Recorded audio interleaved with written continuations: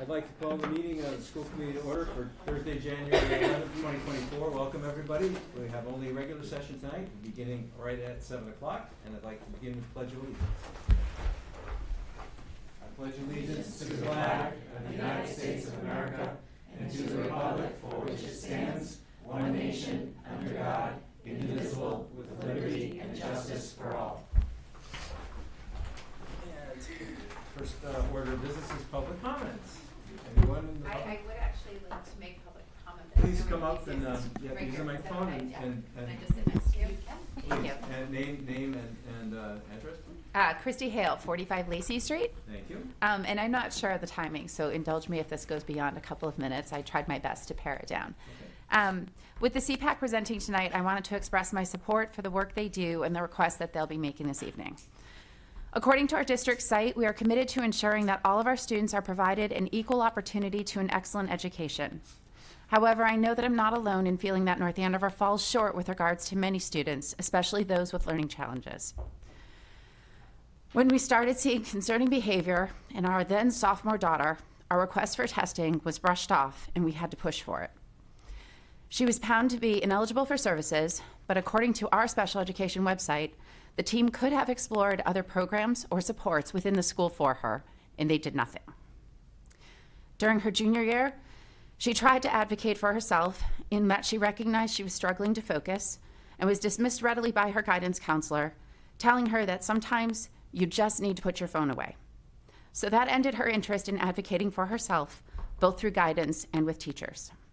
And we continued to watch her struggle in various classes, not knowing what to do. Fast forward to her freshman engineer in college as an engineering major. Within her first 8 weeks, she developed a head tic that often causes a muscle in her neck to pinch, in addition to the anxiety and depression we had already been dealing with. Things failed to improve, and a year later, we found ourselves in an urgent situation with a neuropsych evaluation. The good news was that we finally got some answers. Not only does she have ADHD, she has a substantial processing disorder of over 4 standard deviations between her intellect and her processing speed. None of this was new, but because her grades in her high school were fine, the learning challenges she had gone unnoticed by all of the professionals, even when we asked for help and she tried to advocate for herself.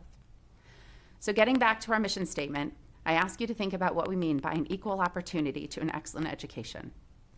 Our goal in educating our students should be that they can all access this excellent education, and that if they need supports in order to do so, that we need to be working to get those supports in place for all of them. Last fall, the DCAP, the District Curriculum Accommodation Plan, was presented during a CPAC meeting. And it states that each school in the district in the Commonwealth of Massachusetts is required to develop an accommodation plan to assist school leaders in planning and providing a general education program that is able to accommodate students' diverse learning needs and avoid unnecessary referrals to special education. The DCAP describes accommodations and instructional supports and strategies that are available to all students in general education.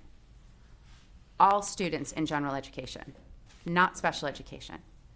These things should be afforded to any student who requests them.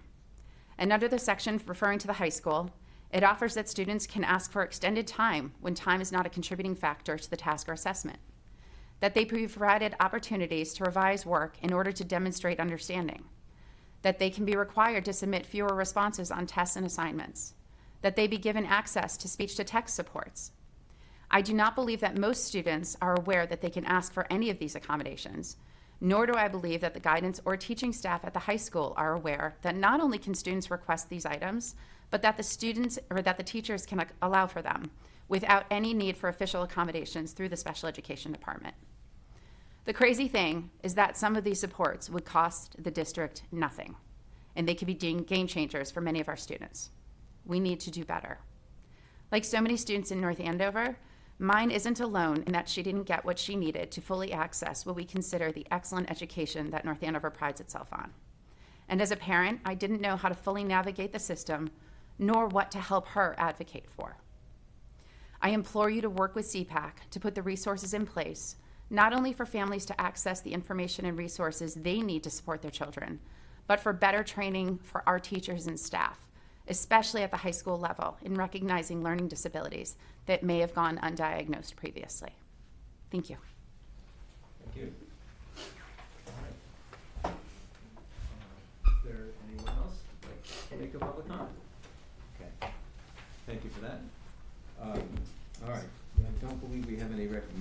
Any?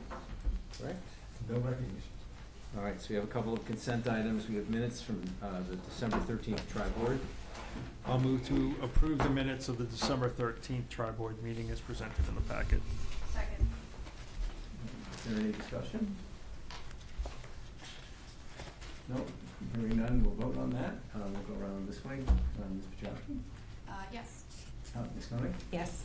Mr. Yes. Pettit? Mr. Hicks? Yes. Chair votes yes. So those are approved. And then we have the meetings, minutes from December 14th. I'll move to present, to approve the minutes of December 14th, 2023 as presented in the packet. I'll second. Okay. No discussion on that one. No? Okay, then we'll also vote on that one. Ms. Pachowski? I was not here but able to view the minutes, so I will vote yes. Okay. Ms. Koenig? Yes. Mr. McDevitt? Yes. Mr. Hicks? Yes. And I was not here either, but I read it, so I'll vote yes. So approved. And we'll move right to our favorite part of the night, student representatives report. Looks like Ben is not here, but we have Christiana, Harper. Take it away. Okay. Good evening. So this week's been a short week, but even though it's short, everyone's getting quite sick. But yeah, unfortunately, Ben Abbott isn't here. But Ben Abbott and Alex Havermeyer, they're actually going to the launch day for Project 351 in Boston on Saturday. So actually tonight he's not here because he had to plan for that. And yeah, that's super cool. Last Tuesday, Tuesday of this week, sorry, there was the College Bound Juniors night, so unfortunately I don't think a lot of people attended because of the storm that night, but they did film it for people who were unable to attend there, so that's really nice. I gotta watch that later. I don't know if they released it yet. Today was also the last day for the environmental winter clothing drive at our school.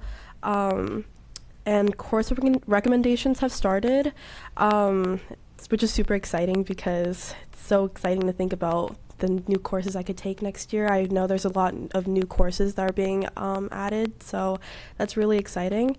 And yearbook club photos have also been happening. They started accepting yearbook photos for clubs before break, but I think they're coming to a close soon, which is super cool. A lot of club photos, I've seen a lot of them. They're really cute. And last thing for me is on January 16th, 26th, and the 29th, North Andover's Business Law 2 and 3 classes are going to they're going to be presenting their mock trials at Lawrence District Court and Salem District Court, which is super cool. I'm a Law 1 student, but I'll be there watching to see how cool it is. It's really exciting. Thank you. That's awesome. Repeat those dates. Oh, sorry. They're the 16th, the 26th, and the 29th. The 26th is going to be at Salem District Court, and the 16th and the 29th will be at Lawrence District Court. Yeah, and the school has had a really good transition back from break, and many students have enjoyed the short weeks as a nice transition back. There was a track meet yesterday. The Drama Guild has been working hard on prepping for their production of Beauty and the Beast, which will happen in early March, I believe, like the first weekend in March. They have also been working hard to prepare their cabaret on January 26th with musical numbers sung by students.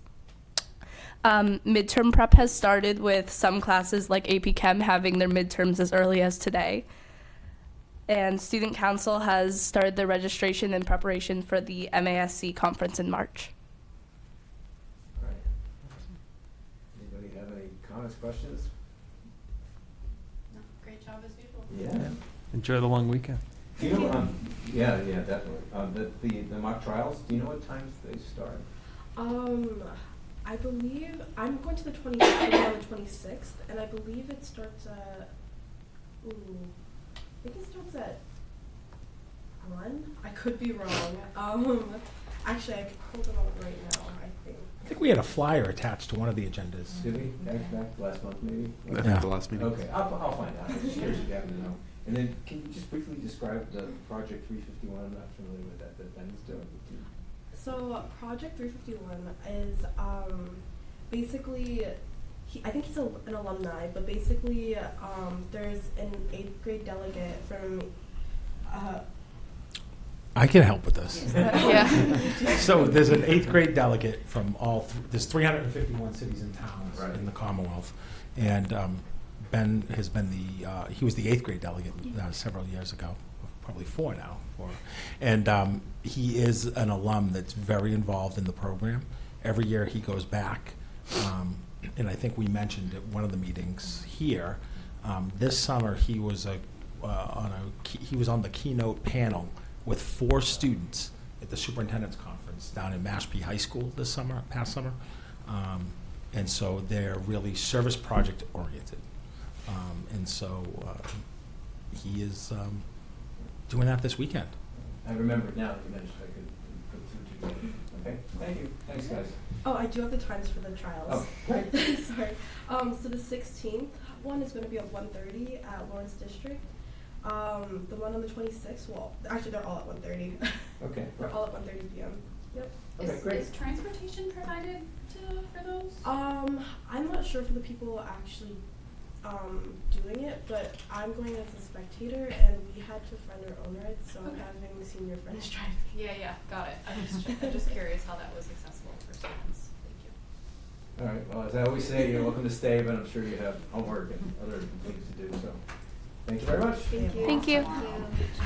Oh. Right. So why don't you guys hang around? A short week. There are, attendance is pretty steady, but there are, I do hear flus going around the Merrimack Valley. So. All right. Thank you. Thanks. Have a good weekend. All right, next we have superintendent's report. All right, so tonight in the superintendent's report, you'll see the SEAM annual report, very much like CREST. The SEAM annual report, we'll cover a couple of highlights with that. We do have the CPAC here, so I will go through the SEAM annual report pretty quickly. It's linked, it's pretty self-explanatory. Then we'll have talk about a few things coming up, and we'll talk about the last day of school due to the weather here. So SEAM, the SEAM Collaborative is one of our special education collaboratives, founded in 1969, and it provides services for students that may need to be have schooling outside of the North Andover Public Schools because of a disability. And 53 years later, it's really evolved into not just an educational service or schools. It's evolved into a professional development collaborative. They have some shared models of district support. They do have an inclusion coach that works with different districts for PD days, and although North Andover hasn't had any interaction with this person yet, they do have a DEI coordinator that was a new position there a few years ago. They expanded their assessment center by adding a clinical psychologist position, and really they've developed in-district social-emotional wraparound services was something that's kind of been highlighted this year. So for those who don't know, CREST Collaborative is the collaborative we've been a member of for a long time, and we still are. I mistakenly said it was in Methuen last time because it's been in Methuen in a couple spots forever, but it's in Andover, Shattuck Road. It is a beautiful, beautiful center. The new director is Bob Jokala, and the SEAM Collaborative is headed up by Kathy Lawson, and that's located on Montville Ave in Stoneham. So they have really a nice facility, and as programming needs arise, depending on disabilities that they service, they do look to their members to potentially even host those spots. So we've been under quite a crunch for space here in North Andover, as everyone knows, with the building, but it is something that we'll always keep an eye out for as well, as space becomes available as part of our master plan. Marcy, is there anything you want to add to that? No, similar to Creston, we utilize Emily Pat in the district for inclusion opportunities and PD for our teachers. She had helped Kara develop the decaf that was discussed earlier, and UDL for our teachers. We have students, their offices are located on Montvale Ave, but they have school programs everywhere, Melrose, Stoneham, so we have students that participate in some of their programs. Collaboratives are considered the next least restrictive environment for our students, so it's our typical kind of next go-to. So they've provided any of our assessment services, school-based services, PD services. They provide support services to our like job-alike groups, to some of our teachers and our providers as well. So they've been a great resource. And that's a nice segue into, I'm thrilled that CPAC's here. So without further ado, Marcy, would you like to introduce the folks? Sure. If you have any coming up, just the two of them. I'm sure you have This is Sasha and Lauren. Just turn Oh, sorry. the mic. Sorry, thank you. Oh, I was. I'm Italian and talk a lot with my hands, All so right, if it all right. smacks the mic, I'm not I got it. responsible. All right. And you guys were supposed to be here in the superintendent's report back in November, but the timing didn't work out. Yes, there were some illnesses and We can blame the ABECC and the toddlers, just saying. It's still going on. I know. We feel it. We feel it. well, thank you guys so much for coming. And I apologize if things are a little wonky on the slideshow. I think the fonts probably didn't translate to this laptop, so I apologize in advance. But we're really glad to be here. So I am Sasha Weinrich. I serve as the president of CPAC. That stands for Special Education Parents Advisory Council. Lauren. Hi, Lauren Stedman. Moved to the area just about a year and a half now with my two boys, both on the autism spectrum. We moved here specifically for the school district from Salem, Mass. And we also have Zora Warren, our treasurer, Rachel Anastasia, who serves as our secretary, and Meg O'Neill, who will be coming. She's our public relations chair. So that constitutes our board this year. But just to be clear, and we wanted to put this in writing for everyone, that CPAC membership is offered to all parents of children with disabilities, but also other interested parties. So you do not have to be a parent or guardian of a child with disabilities to participate in CPAC activities or to want to join the board or come to our meetings. So we really welcome everybody. So what do we do? CPACs are actually established by law in the state of Massachusetts, and it requires school districts to establish a PAC and assign both an advisory and a participatory function to a CPAC.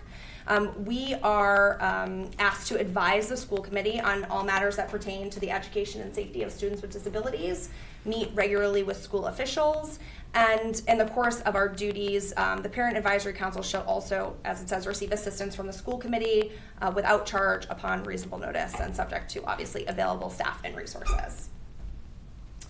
One of the things we haven't actually put on a slide before is what is special education? What are we talking about here? This actually comes from the law, so it has a lot of words, but I think it's just important to say that special education means specially designed instruction or education given to a student at their instructional level for no cost to parents and to meet the unique needs of a child with a disability. The purpose of special education is to address the unique needs of the child that result from the child's disability and to ensure access of the child to the general curriculum so that the child can meet the educational standards within the jurisdiction of the public agency that apply to all children. So in this case, that means that a child should be able to access the general education curriculum. And one of the things to touch on too that I think is a big mission for us, especially this year as we look at really building up the CPAC, is when we talk about addressing the unique needs of each child, right? Having a bigger conversation about disability.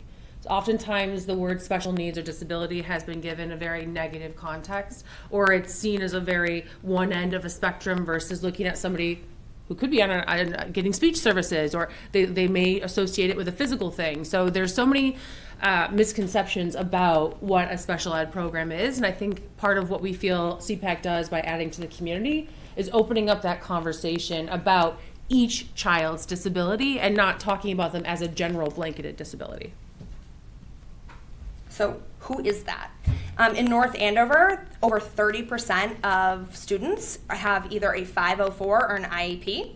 So that's a lot of kids in this district. And we just wanted to make sure we could kind of put a magnitude to the amount of children we're talking about. Again, this is Can you that just go walk. back to that again? Sorry, real. Yeah, absolutely.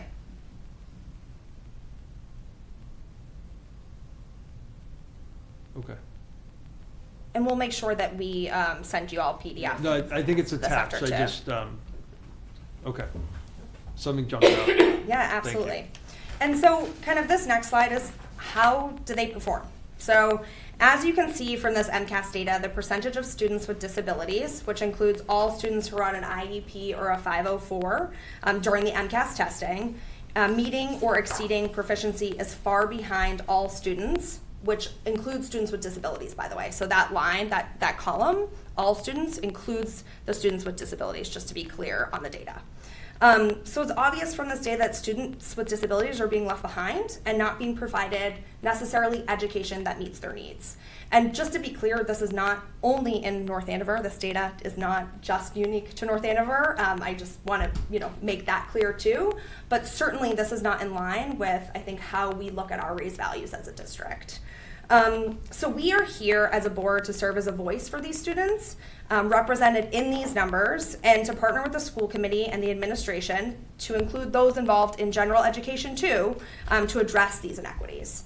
And in the next few slides, you're going to see the initiatives we have undertaken already and the plans we have going forward that align with and support the school committee budget directives, the district strategic plan, and also the superintendent's goals.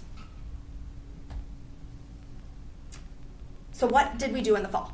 So a lot of this year in the fall in particular was some, required, I guess I call it like housekeeping items, right? So we looked at CPACs all across Massachusetts and read their bylaws and looked at how they operate. We revised the bylaws based on what we thought looked like best practices. We looked at guidance from the Federation of Children with Special Needs, and we revised and approved those bylaws, which was a big deal for us. We had executive committee elections, and I think this is one of the biggest boards we've had in quite a long time, Marcy. So that was really great. And not only did we do that, but we also established and filled most school liaison positions. So in, I think, every elementary school besides maybe one at this point, we have liaisons, and we have, I think at this point, a middle school liaison. Yep. We would love a high school liaison if anyone is interested. That is an area of opportunity for us right now. But that was a big deal for us. And our meetings have started to see a significant uptick in participation, which is also great. We hosted a basic rights presentation. We rebranded North Andover CPAC. We actually used the disability flag colors to kind of try to encapsulate, or kind of what Lauren was talking about, represent all students with disabilities. We did some outreach to educators, both special education professionals and general education professionals, to let them know that, hey, we're here. Send your parents and students to us if they need support. We encouraged parent participation in the special education review, and we've really tried to encourage people to participate in all events in the district. And we also had our November CPAC awareness events and had fundraising opportunities through those as well. So what do we have planned for the spring? We are working on launching a new accessible website, which is really exciting. This will be fully accessible, as close to WCAG standards as possible. We are going to have that hopefully by, I would say February would be a really good estimate. We are starting a parent support group led by Lauren. Lauren, do you want to talk about that a little bit? This is really awesome. Absolutely. So I have training through the Federation of Children with Special Needs. I'm also on the board of the Northeast ARC Autism Support Center, and I'm a family ties mentor through the Federation as well. So working with those various groups, I've been able to take many workshops as being a parent myself, obviously, to children with special needs. And I run a group currently through Northeast ARC in Danvers at Liberty Tree Mall for children ages 4 to 10, the parents of them. And really, ultimately, that's helped me get even more so of a pulse on where the opportunities are, which is why I told you I was going to do that, which is why CPAC and the collaboration thereof is such a great opportunity. And with that, we found that having one here locally for the local areas, my sons actually attend Kyoko. And what's amazing about this particular group is that they are going to actually give us childcare. so that if people would like to attend and do not have a babysitter, they will have the opportunity upon registering to let us know that they need that childcare. And obviously your child's, if they are of special needs, unique abilities, they're able to have an OT or an SLP, and that gives the parent peace of mind and also the ability to sit in a group like this. It's a very unique situation, and I can tell you the results I've seen in the last year that I've been running the group at the ARC, that what it does for parents is phenomenal. The family cycle, the units, the strategies that we discuss.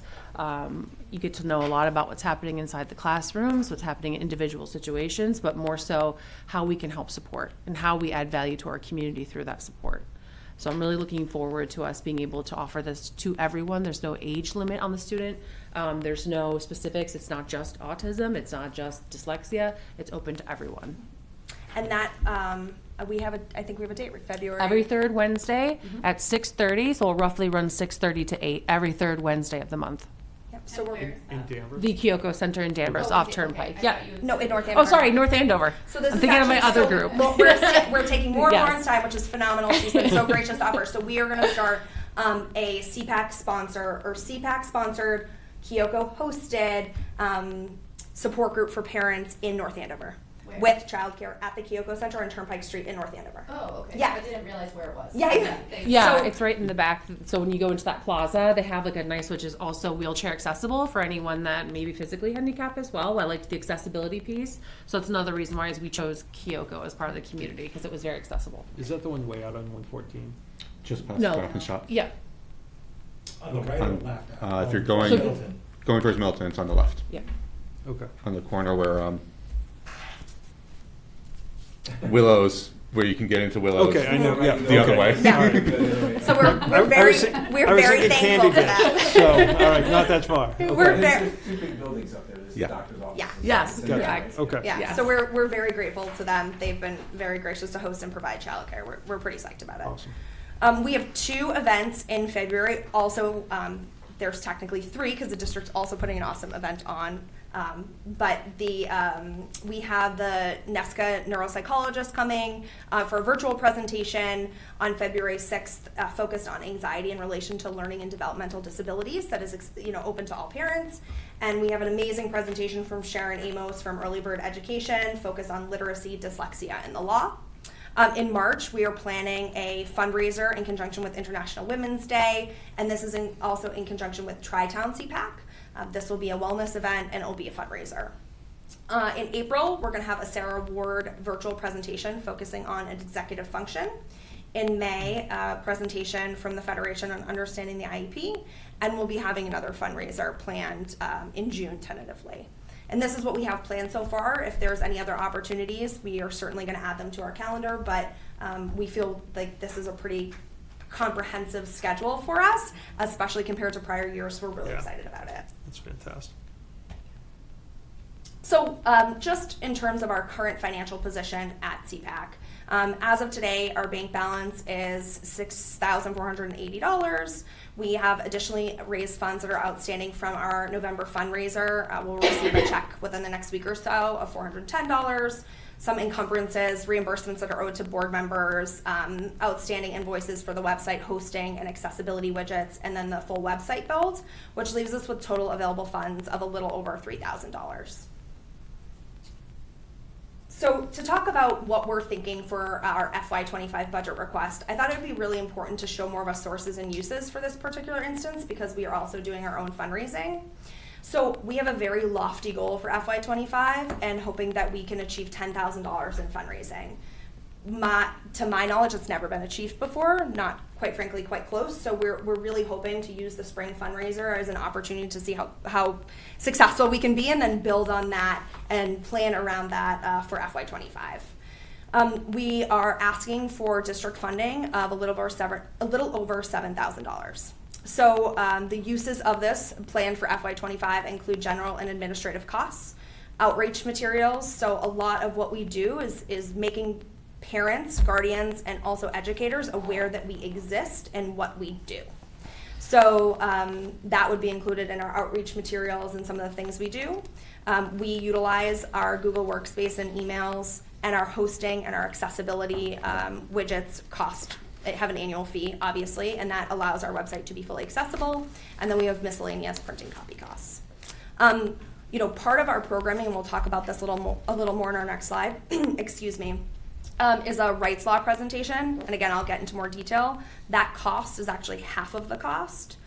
We would plan to partner with another district in order to reduce that total cost to North Andover and achieve the required attendance. It's a really wonderful and comprehensive training, and we'll talk about that.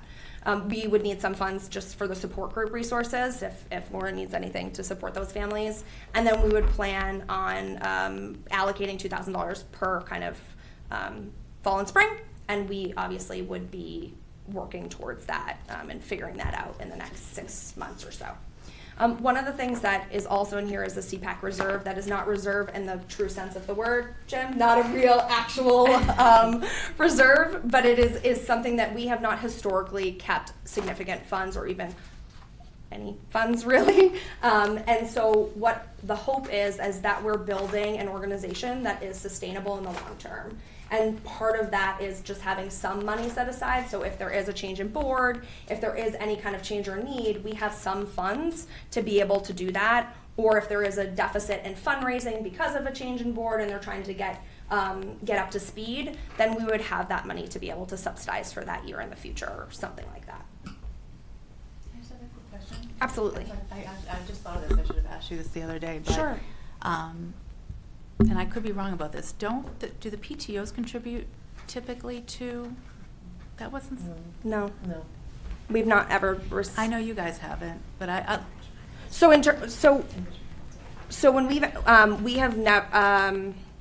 So in presentations from the Federation, that is something that I believe you were on the call, that they mentioned you could potentially talk to a PTO about, but having attended PTO president meetings, I think all of the PTOs are working really hard to get their own funding and to pay for their field trips in enrichment council. And I think at this point, unless there was something significant, I would prefer to try to do this separately, unless in the future there's a specific instance where we want to partner with down them. the line. I think that's what we hope to eventually, right? And they grow theirs as we grow ours, but at the current moment. Do you have to have a special tax status for this? Like, is it a 503C? You don't. Okay. We are.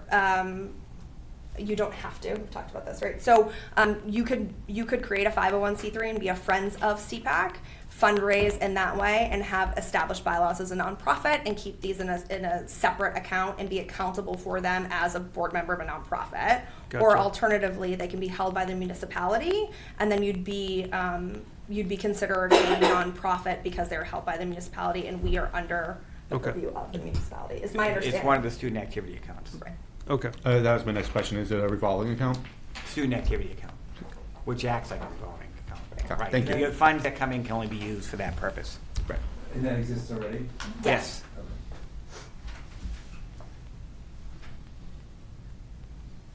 We'll keep going. So this is kind of, I think, one of the areas of opportunity that we'd really like to talk about tonight, especially in light of the rollout of the new IEP format, which I think our team and Marcy certainly can talk about at length. So per Mass General Law, our role is really to advise the school committee on matters that pertain to the education and safety of students with disabilities. And our vision is to equip North Andover guardians with the necessary information they need to be equitable and informed participants of their students' IEP team. A lot of the parent feedback that we get is that parents don't feel properly educated to sit down at their IEP team table and advocate for their child. That is something that we would really like to work on. And so some of the areas of opportunity that we'd like to talk about are, first, there's planned items. So there's a district-sponsored presentation by Alan Bloom that's already scheduled. There's 2 of those scheduled for February, which is incredible. And Alan has been, I believe, training doing PD in the district, and will then also be doing training for parents on the new IEP format that's being rolled out.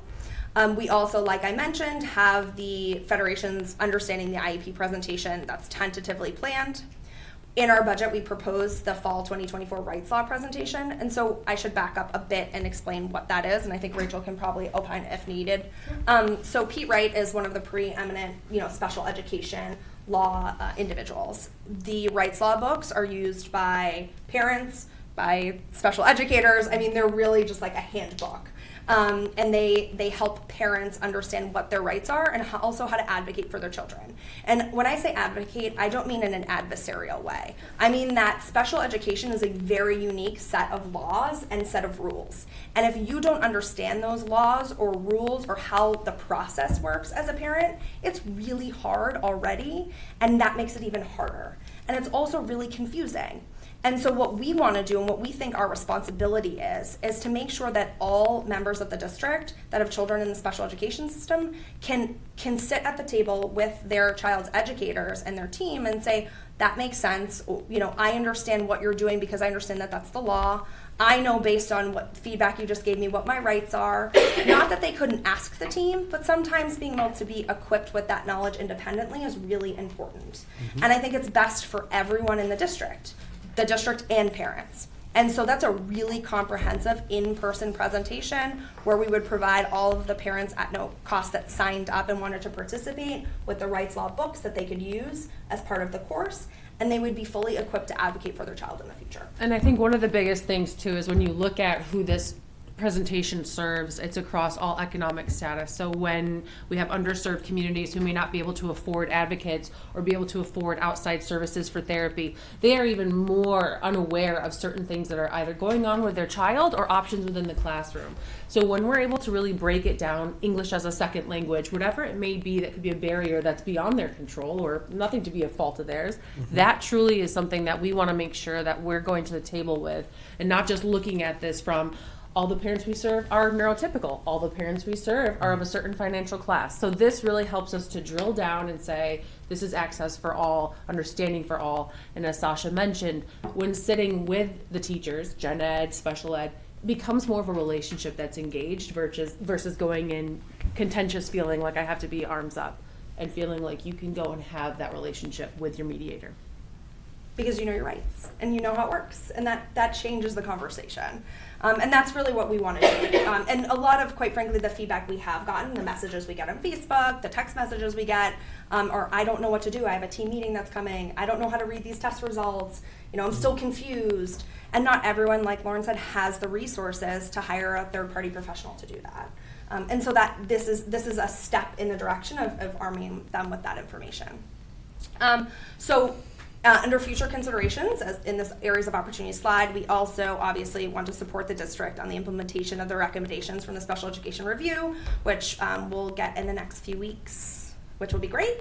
And then another thing that we have not talked about at length, but is in the same vein as kind of talking about understanding IEP and rights law is there an opportunity in the future through grants or other mechanisms to have some kind of program or parent empowerment program that provides support and guidance from independent professionals to make parents feel like they understand what's happening or better equipped to advocate for their family. So those are some of the things that we think are excellent areas of opportunity. And they also are supportive of the established goals and directives. So I mentioned this before, I don't need to read them out loud, but certainly all of the things that we're talking about are supported by the FY25 budget directives, the superintendent's goals, and the North Andover Public Schools strategic plan. Thank you very much. We're happy to take any questions you have. It's awesome. Anybody want to start? I have one. I'll start. The liaisons you talked about earlier, hoping to have one for every school. How do they interact with the school? And, what's sort of their mission, and what are the mechanics of that? Sure. So we ask them to attend the PTO meetings, so they're kind of like the intel into the school, what's going on, have a relationship with the school building principal, be able to help us build and bridge, make sure that programs, when they're having conversations, are they sensory friendly? How can we have dual combined community events? So just making sure that we as a CPAC have that bridge between PTO and the CPAC so that when we have conversations about programming or what's going on inside internally, we have a better understanding. So they are supposed to be involved in their PTO meetings and then attend ours as well to share.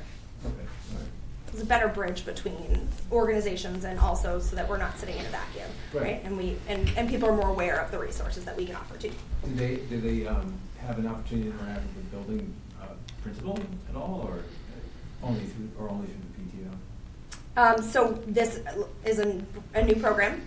Okay. The intent is ultimately that we can sit in on some of those meetings. I believe that the principals have, right, when they're kind of working on their directives and all of their planning. I think CPAC has the right to kind of be part of those at some point.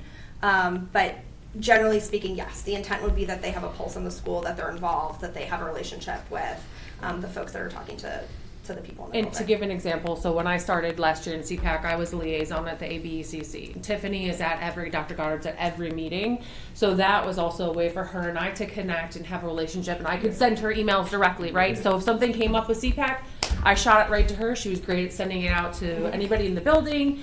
That kind of relationship also, we got to kind of know each other, but also really get to know what the special ed community inside the building was like, which also helped when I went to PTO to meet other parents. Because as I always say, to some of the parents sitting there, if I didn't attend this meeting, I may not see you because my child doesn't go to a park, or, you know, so that also was how do we, as we mentioned, kind of, I'm not going to say market because that sounds very cheesy, but brand ourselves in a way that we are recruiting from PTO for our allies and people of that community. So, And I think that you guys pointed out in the beginning, you don't have to have a student on an IEP in order to be a member of CPAC.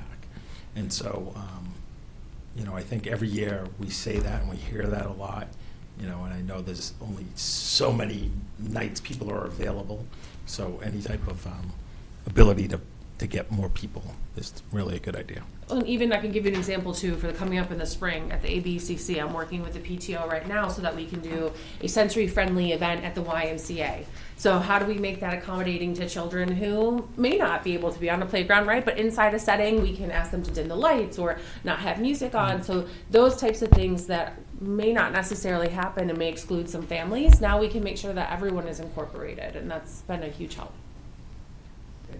That was my main question that I had. Anything else, Stephanie?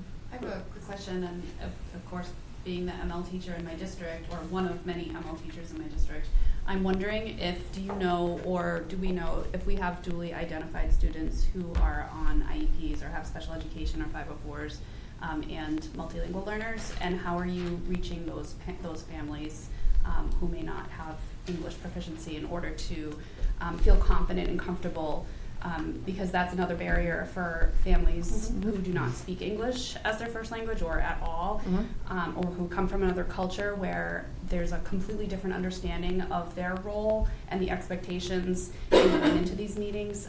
There's often in certain cultures certain understandings of, kind of like Stigma. Stigma Yeah. against having a student with a special learning need.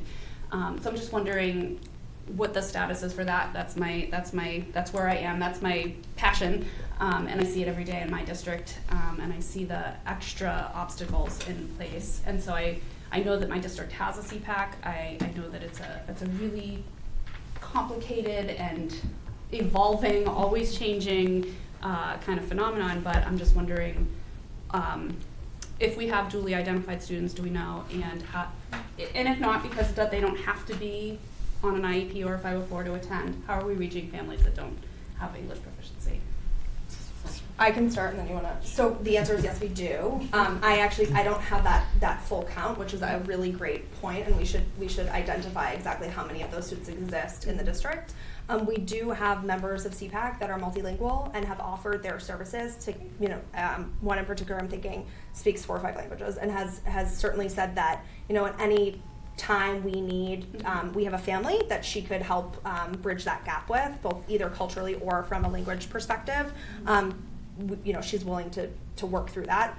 And then Rachel can talk about the rest from a... We've also met with... Sorry. Come on up. We can hear you, but... Okay, I broadcast understand. it. We also met with 2 of the parent liaison representatives from the district, both who happen to be bilingual. They have come to our CPAC meetings. I have emailed back and forth with them regarding some families that have reached out inquiring about more support in different areas, so we're using those district employed resources. In addition, I think one thing you had said marketing as what it is, getting our name out there, getting our faces out there. We've done a lot of meet and greet opportunities, and we try to be as approachable as possible. What's actually helpful for that is our social media presence. We get a lot of anonymous messages, private messages. Hey, can I email you? We have an email box at hello@northandovercpac.com. We get a lot of messages from families, and whether English is their first language, second language, third language. The ability to kind of approach us behind the screen at first feels far more comfortable, it seems, for a lot of families. So we've spoken to a lot of parents recently where, I can tell that maybe they're employing Google Translate and things like that, and we've offered to utilize Google Translate back. Now, this day and age, with all of the technology that we have access to, it doesn't feel like language right now is a primary barrier. But our outreach for that continues to be constant and ongoing. Another thing that we've said for our CPAC meetings is you do not have to have your camera on if we're virtual. You do not have to have your name. It's okay. Come as you are. Not everybody's comfortable. Like you said, the stigma is a huge cultural piece that we have to be sensitive to.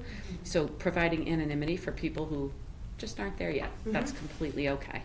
And I think that that's how we've gotten our toe in. And we also, what we've established this year too is we have all of our meetings recorded by cam. So while it's Google Meet, so everyone can participate, someone is extra uncomfortable and they don't even want to, they don't even want to risk being called on, or hey, who's the person with that phone number, or whatever it may be. They can watch and no one will ever know.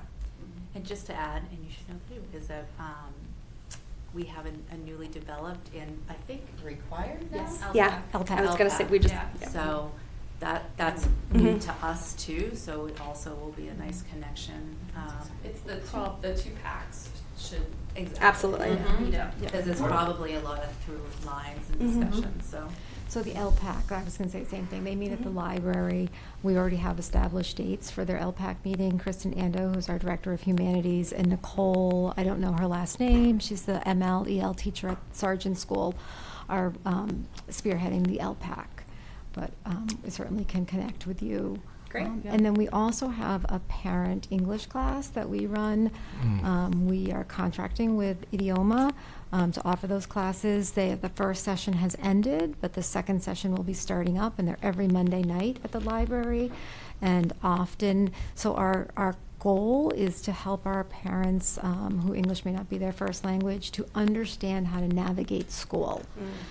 So the 2 people that we have that are providing the services, they have a curriculum that we work through with the parents, but we've also have special guests come in. So we had Cheryl Barzak come in and speak with the group. So that might be an opportunity that you might want to come and speak to one of and be a guest at one of those. That'd be great. As well. And we also offer free babysitting at that. I have to give a shout out to our wonderful world language students and some of our L students at the high school who come and do free babysitting at those meetings. Great. And the other way we try to meet the needs too is there's a lot of groups through the ARC, through FCSN that are Portuguese spoken groups, so that we will point them in that direction as well to say if you're interested, there's a group that meets on Tuesday night that is all in Portuguese language, and that also different strategies and resources like developmental services, so DDS, Mass Health. So there's other things besides just strictly when we speak about school curriculum that we can also guide them to various points in the community to have people that would speak a native language that could walk them through how to fill out a Mass Health form. Thank you.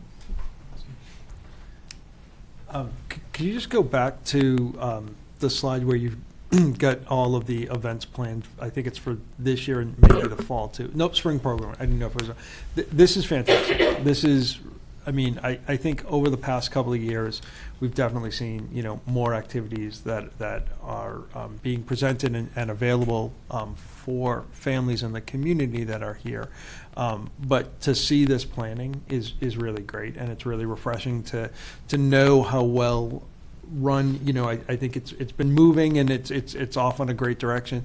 But to see this number of events, monthly things kind of up, that may not be, I might not be interested in something in February, but so the March meeting is really going to hit me. So huge thank you to you guys, and I know it's a thankless job. There's lots of them, but these are definitely things that are so important to the community. One of the other questions is roughly how many families are you kind of in contact with, or would you kind of consider membership? And you can feel free to throw on an extra 20% if you want. I think that's difficult to say because it really reflects parents and guardians where they are in the emotional journey of being Okay. a parent of a child with a disability. That's an evolutionary process, right? Yeah. So as we have preschool families that come into the district, which is rolling admission through early intervention, for example. Yeah. Sorry about the microphone. No, it's fine. That's an ongoing process. As a child turns 3, their date of birth comes up, we roll into the public schools. Hi, how are you? We're the CPAC. So those numbers are constantly shifting and evolving. What we've seen in our meeting attendance is a constant stream of between 20 to 30 participants, and I'd say about 20 to 30 participants per event we've had. A larger number, I think, at the basic rights presentation. Okay. We get a lot of social media outreach and emails, though, probably several a week. I Well, yeah, would say. more than that at this More point. than that. So as we get towards the school year is rolled out, and now people are having their kind of a lot of their 1 year or their annual reviews, we get a lot of Parent-teacher conferences. a lot of messages. Yeah, and I think our social media, some things create traction and content matters, right? So as things get traction, it seems like we then pick up speed for a few weeks and we hear from a lot more families. And one thing I don't think we put on here that we did over the summer was we sat at the assessments, the screenings for like the ABECC, so that we had a table there that we sat with PTO and them so that we could create the conversation right off the bat as they enter our community to introduce ourselves and not make it a scary thing to talk about special education. So let's talk about how you can get involved and really make it cohesive between PTO and CPAC.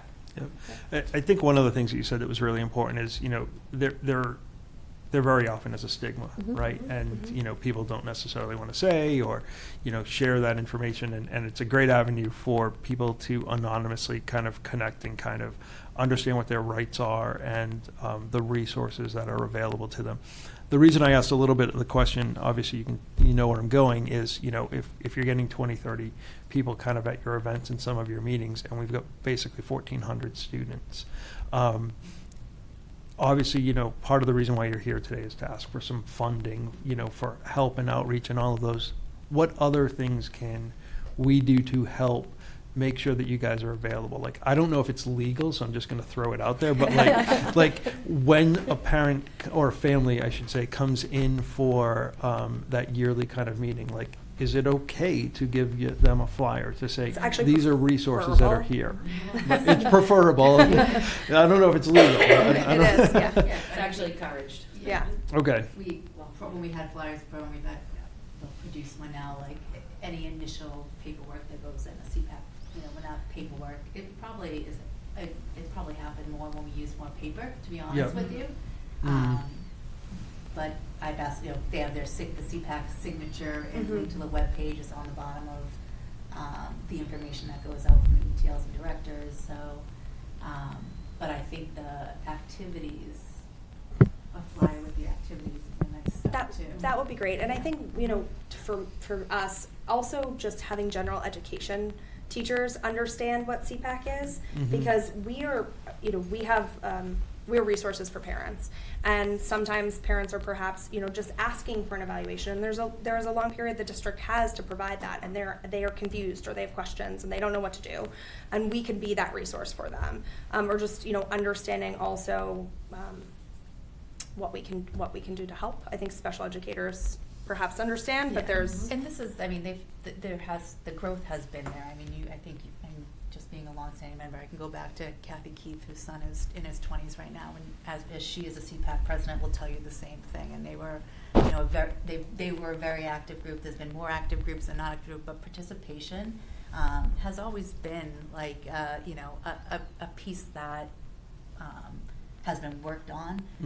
Participation now is, we could say probably 2 to 3 times more than it has been in the past 5 years. So, and we're just getting started. So Let's be really clear. I got that. And I actually mean that that with respectfully, because Yeah. one of the things that we put as a budget line item that actually is important, and you can call it marketing, you can call it outreach, whatever you want, but there needs to be available funds to do these things.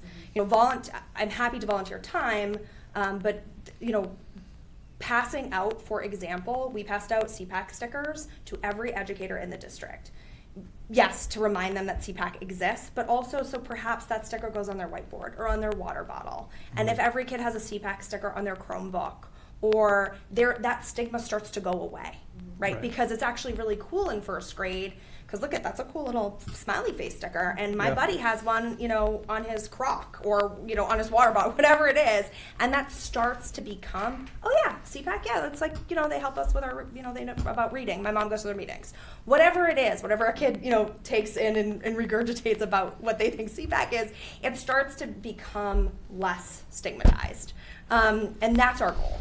And so part of that was this rebranding. Part of that is you know buttons on kids' backpacks, which, by the way, we did. We took those smiley faces, that round thing, we made buttons so that kids could put them on their backpacks, and we handed them out for free at our event because we felt there was value in getting that brand out to say, hey, we exist. People are like, oh, what is that? I saw all the kids at school that have that on their backpack. Okay. Those are the things we're trying to do, because then it goes, oh yeah, well I guess I could call them. That's what people think about. I know it sounds a little bit silly, but it's not. It's And- not, no. It's a sign that, you know, we see you, Yeah. right? Mm-hmm. Last question, I promise. So we're surrounded by some amazing other communities as well. And you mentioned a couple of events that you either share or co-sponsor with them. So are some of those events that you kind of had up, are they their events? Are they all our events? Like how, like, I'm just going to make this up and thank you. You know, like I might not be able to attend the February thing, but maybe a neighboring community has something similar that's, I don't know, maybe in June or something like that. So I can go there. And how often do you meet with like neighboring communities to kind of, I guess, share ideas and maybe get enthusiastic and, you know? I actually get about 25 emails a day from a Google group of all of the CPACs in Massachusetts. And I think most of us do. We, because we're members of the Federation, we do have, there's a Google email list and people can ask questions, CPAC leaders. There's also CPAC leaders Facebook group. There's some other groups where people are often asking questions and often asking about participation to share the cost of presentations, especially given that they're virtual. So in this list, the NESCA Neuropsych presentation was sponsored by Northborough. Yeah, And a business owner said, we'll pay for it. And there's, I think, 4 or 5 CPACs that are sponsoring. North Andover is one of them. The Sharon Amos Early Bird Education virtual presentation is just North Andover. That was because our treasurer, Zora Warren, has a relationship with them and is quite an expert in literacy herself, which is phenomenal. And we're pretty psyched to have them come present to us because we can have time to ask a lot of really good questions. The Sarah Ward presentation is a virtual presentation that many CPACs are involved. Awesome. And sharing the cost. It's just great to see you guys all collaborating together. I mean, Yeah. it'd be impossible to do it Absolutely. 350 times, across the state, so. The great. MassPAC holds like round tables virtually that you can get in with. Like we're having the event with Tri-Town. That was a nice way to kind of take Middleton, those 3 areas, and bring them in with us as well, because a lot of families can feel isolated socially, right? Given the situation they may be in. And so this also gave us an opportunity to introduce people so that cross communities we can build a bigger network. So not just from a CPAC, but just to offer families opportunities to find like fellow groups. And Tri-Town is the version of Masconomet for the Yeah. elementaries, and that's Boxford, Topsfield, and Middleton. So, New IEP. What are some of the things that are changing there that parents of students with an IEP should be aware of? I was going to Asking for a say, friend. we'll get you a, go ahead. I can sit for that one. So the new IEP is very exciting. There hasn't been a new IEP in a very long time. And so the biggest takeaways from the Department of Ed, I would say, if you attend any of the trainings and as it's rolling out, is the emphasis on family collaboration. It really focuses on a parent's input and vision for their child, and a child and the student's vision for themselves. So what it's also doing is streamlining the process. The IEP used to be one standard document, and then you would have about 50 other forms for the transition planning process, and if the child was also an English language learner, all these additional documents. It does a beautiful job of incorporating it all in one. Does it sometimes make it a denser document? Possibly. But it feels like the flow of the document is far more seamless. It also includes a lot more language regarding what your child might be entitled to. It forces your team to ask questions that a parent may have no idea about. So it also has all of your standard questions, such as concerns about bullying, transportation through the school year and through extended school year. Very bluntly laid out, you have to talk about it as a team. Now, does anything change for recommendations? Probably not. You're still going through the same team process with your team members, but as a parent, when you're talking about your child and their needs, it's really hard to remember what you're supposed to ask for. So it feels like a wonderfully cohesive checklist that as a parent, you're not going to have to remember your list. And I think that really provides equity at the table for everybody. But I think the biggest, changes on the first few pages are asking us to ask students as early as the age of 3 what their vision is, which is fantastic and exciting. We do that anyways. I think all educators do that. And as parents, we talk to our kids all the time about, what do you want to do this school year? And sometimes that's be an astronaut. Yeah, you do. That's okay. That's being submitted into your child's IEP now. And then how are we going to help them get there? So it really ties educators in with parents, with their students, and what you want long term. So I think it brings all of the documents together, from vocational training to transition planning, and it puts it into one nice cohesive document. I would say those were my biggest takeaways as I've reviewed it. Yeah, it's pretty in line with this federal guidelines for IEPs, and you should have gotten an email about 2 upcoming trainings that you'll learn more about. Yeah, it's very. It hasn't happened yet, so I'm curious. Yeah, it's exciting. Very student What's So- the centered. schedule for rolling it out? The expectation is September, that all districts September are, 20. 24, yep. So if I have my child, say, has their annual in May, I will still have the same potential, or Potentially. potentially. I mean, we've done a couple of district trainings. We have a full district training, obviously, that's part of tomorrow, that we're doing the first part of it. So ideally, we can roll it out earlier. Our eSped system that we use might not be available for us to input that information yet, but we'd like to start trying it sooner. So like maybe May, to get some traction on it. So yeah. I was gonna say, if you need that- guinea pigs. Joe was And That the could be trainings incorporated are in our still emails. happening. Yeah. So some districts, like for instance Lowell has used it. They were an early adopter, so Right. some people are doing it this year.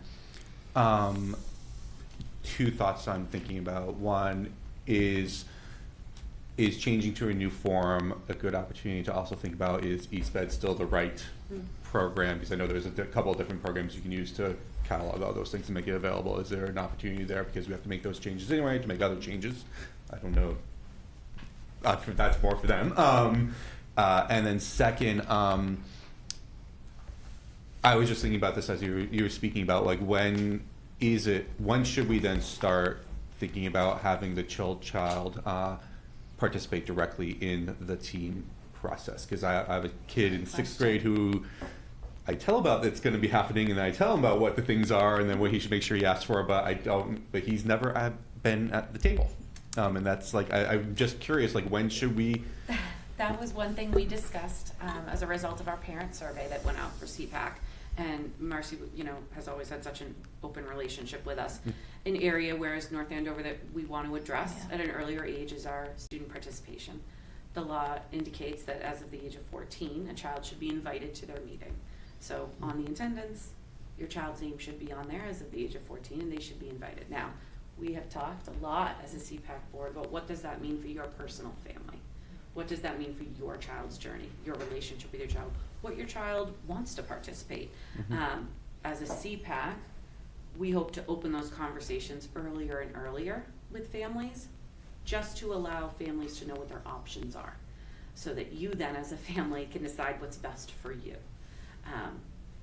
I mean, last year Courtney Pham had, the year before, and she would tell you she invited her daughter at 3rd grade to the meeting, and I have to say, which I was, they asked me if that was okay. Like, it is more than okay. Like, because it's such an unusual thing, and when Rachel says we talked about it, the discussion was, I think parents struggle with the conversation of whether or not to, and whether or not and when, and you know, my personal viewpoints may be different, but you know, ultimately, knowing your learning style and knowing what your, you know, how you learn and what, you know, empowering you to understand your accommodations and knowing what you can ask for. Never too early. Can only be helpful, but again, every family, and I is think different. your child does not, what, you know, we want to emphasize as CPAC is what involvement looks like is individual, right? So that might be a child drawing a picture that a parent takes to a team meeting of what they want to be, or what they want to accomplish, or what they want to do. And as they get older, they can write their own concern statement. They can write their own vision statement. They can write down what they're struggling with. All of those things, if your child writes it, speaks it, types it, uses a total communication approach to express it, all of that can be put in your child's IEP. So that if they do choose to participate at the age of 14, 15, 16, they can say, oh, that's right, I said that. This has been built in. In general, we have low participation at We 14 do. and over in the IEP meetings, and that's some kid stuff and a lot of kid stuff. So that's And some of that, I think, is how do we support parents to teach them how to do that if they want to, right? And I think that's why this, like the CPAC programming that we're proposing and talking about here and in our kind of areas of opportunity is so important. Because there are a lot of changes with the IEP happening. There's a lot of areas of opportunity, and all of the programming that we're presenting and kind of proposing for FY25 too is going to help us make strides in the things we're talking about. And as parents, it's really hard to talk to your child about something if you don't feel equipped or like you have the knowledge to discuss it. So the more we can educate parents and support parents, the more they can feel empowered with their kids. Well, I must have missed something about age 14. So is that the age where they're required to be allowed? What was magical about 14? Yeah, so they're required to be invited. To be invited. So their name must appear on the meeting invitation. Okay, but they don't, it's still up to them or their family. Correct, that's family decision, Okay. yeah. Yeah. So I just have a kind of little wrap-up question. So outside of obviously advocating for funding, what else can we as a school committee do to support CPAC and to have keep building a relationship? I think that it's been incredibly helpful to just be able to come here. I think being able to come and present and communicate with the school committee on a more frequent basis would be incredibly helpful, because then we can talk about these areas of opportunity on a more frequent basis, how we're doing, and then also just understand what's happening at a district level. I think one of the things we haven't historically been doing, if we go back to this slide, right, is that, you know, we're coming here once a year, and that's not really doing a good job of advising the school committee on everything that's happening regarding education and safety of students with disabilities.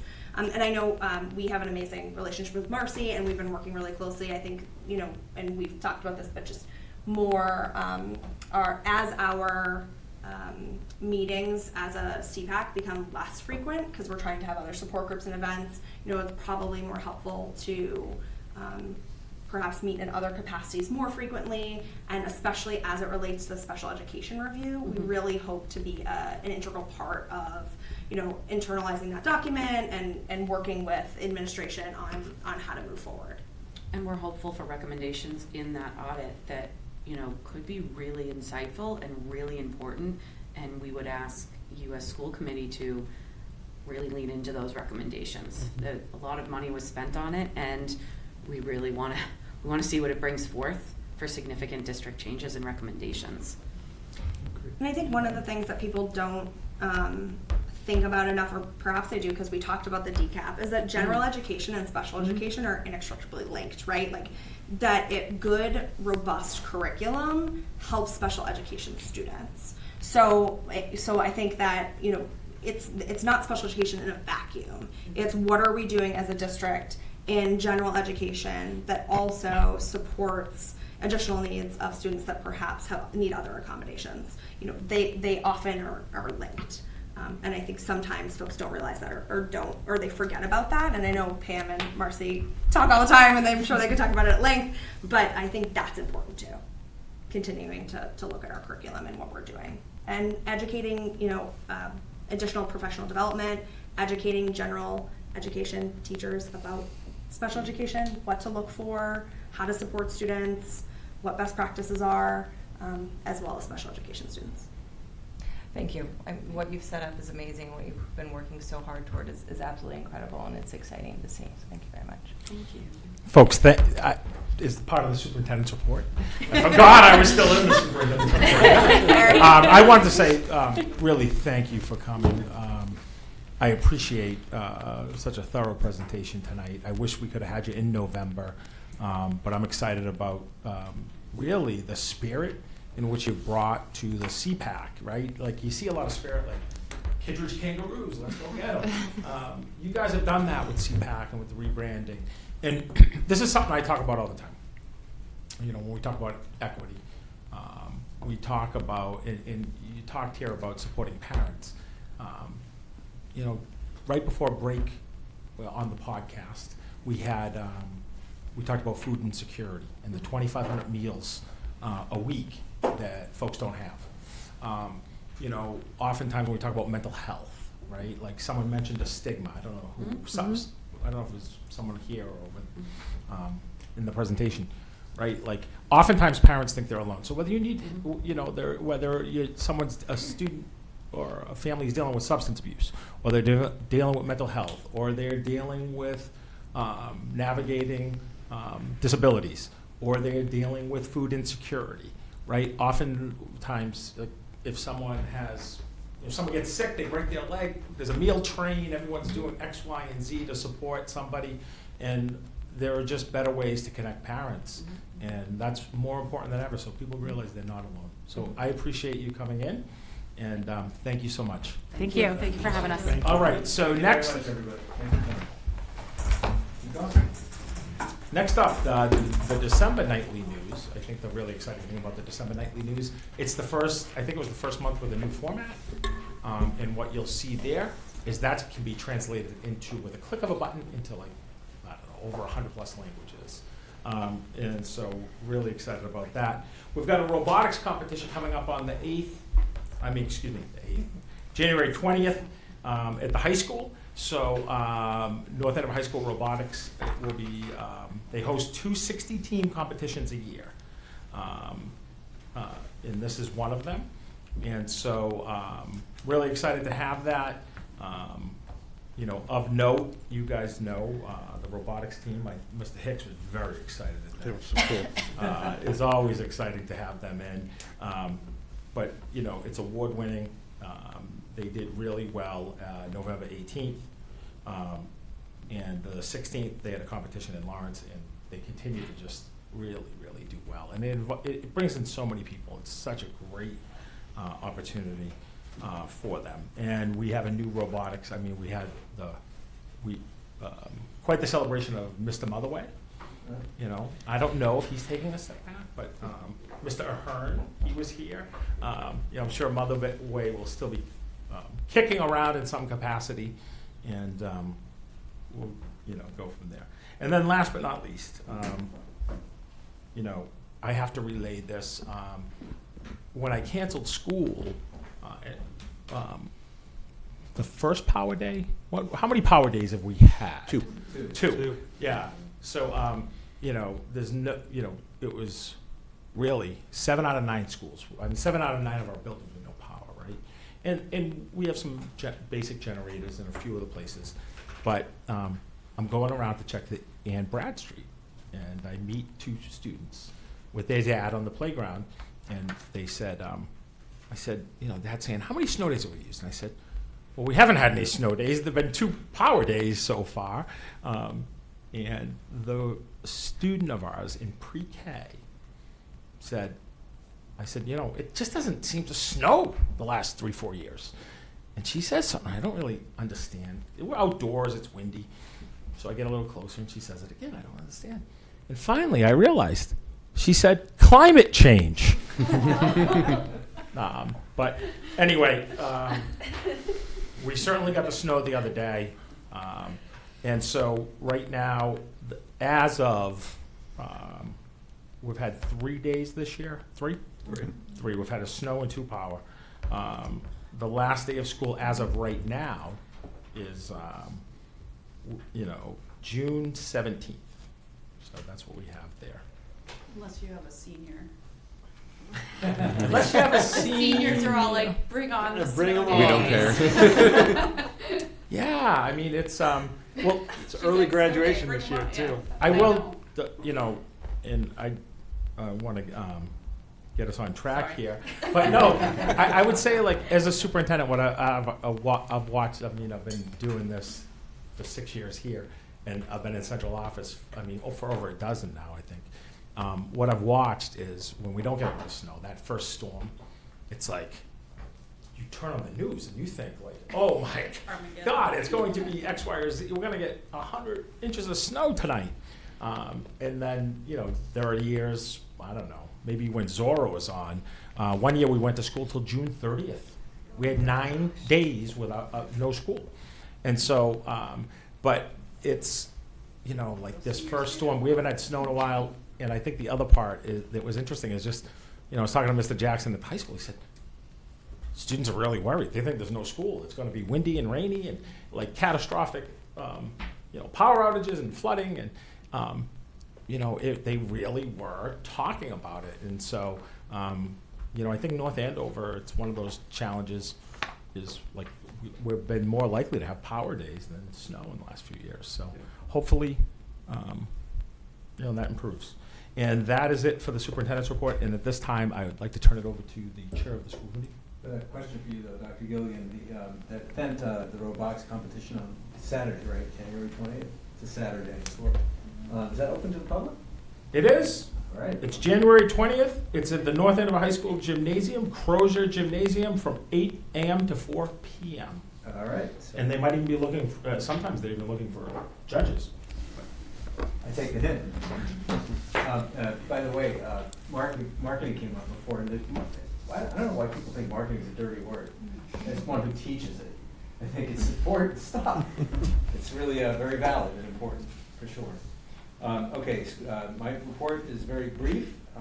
Basically, I just want to announce that I'm very happy that Alyssa Koenig has agreed to be our representative to the negotiations with the Custodial Association. Thank you. And really, that's all I have tonight. If anyone has any questions? Great. All right. School building committee updates. First, North Andover Middle School. We have steel going up. So we have all the steel pillars around the outside of the building, and we have decking installed to create the second floor of the building. So things are really going great. We lost 1 day to snow this past week for snow removal, but there's built-in time, so we continue to be on track.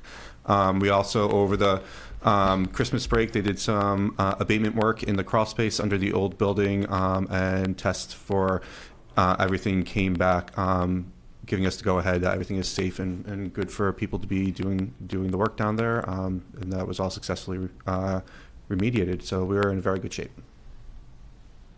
Did I miss anything, Dr. Mealy? You did not. And we paid a very big bill to the contractor on Tuesday. Well, it's exciting to drive by there every day. This is the point where you see a lot of, like, the next month or two, you see a lot of things happening with building going up and then facade going up, and then it'll look the same for a while with everything happening inside. Inside, yep. Yeah. But this is like the, wow, there's a lot of stuff happening moment. Right. Yeah, it's easy to see every time you go by Yeah. there. All right, thank you for that. And then Mr. McDevitt, you want to enlighten us about progress on Kittredge? Yeah, so I will have a more detailed report, I think the next meeting, I forget when it is, the 30th or something. We have our building committee meeting next Wednesday, the 17th, and it's really nothing since the holidays there. So. They had the walkthrough yesterday for the design firms that are considering submitting their qualifications. Okay, great. That's due, those submissions are due fairly soon, right? Aren't they? It's a couple of weeks, I think. Yeah. Yep. Yep. I actually didn't know they were walking through yesterday, so that's great. Well, there was some good press on that in the over the weekend. You were quoted extensively. Yeah. Mostly accurately. They did. They did call. There you go. Progress. All right. Thank you, guys. Any old business? No old business. No old business. So we'll move to new business. So we have the superintendent's recommended budget. Great. I'm excited tonight to respectfully present the superintendent's recommended budget for fiscal year 25. As is the case each year, this document really reflects this presentation, the work of our leadership team to maintain North End Public Schools' commitment to ensuring all students are provided equal access to an excellent education while meeting state and federal mandates and fulfilling our collective bargaining obligations with our new, recently settled contracts. And, you know, one of the things I realized talking about this with Dr. Mealy is that, you know, we have some folks that are newer to the community. They come in at the ABAC. You may be newer on the school committee. Some folks have done it for a long time. But I've asked Dr. Mealy if he could start us out by doing just a primer on just school funding, like a quick overview, so that folks have a better understanding of how that works, and then we'll get into the specifics of what we're recommending for 25. I'll do my best. So there's a lot of different funding sources that cover our expenses in the course of a year. We're going to talk tonight about the general fund or operating budget. That's what we'll be looking for approval of in February. We're all familiar with that. Revolving accounts also make up cover our expenses, grants, circuit breaker, you've heard that term, capital projects, indirect expenses, and shared expenses, which are our consolidated departments. So the general fund, annual operating expenses include the big categories in there. Salaries are the biggest percentage, close to 80% of our budget. But contracted services and supplies make up the bulk of the operating expenses. They're funded through local taxes, governed by federal and state regulations, and important for us because the school department has the ability to transfer between lines, whereas in towns they have to get approval to make those transfers. There's so many changes that occur in the school during the year that you have to have that flexibility. The revolving accounts are individual accounts set up for specific programs. Revenues come in and the expenditures go out, and they can only be used for that specific purpose. The source of the funding is from fees like transportation fees, athletic fees, preschool, and donations.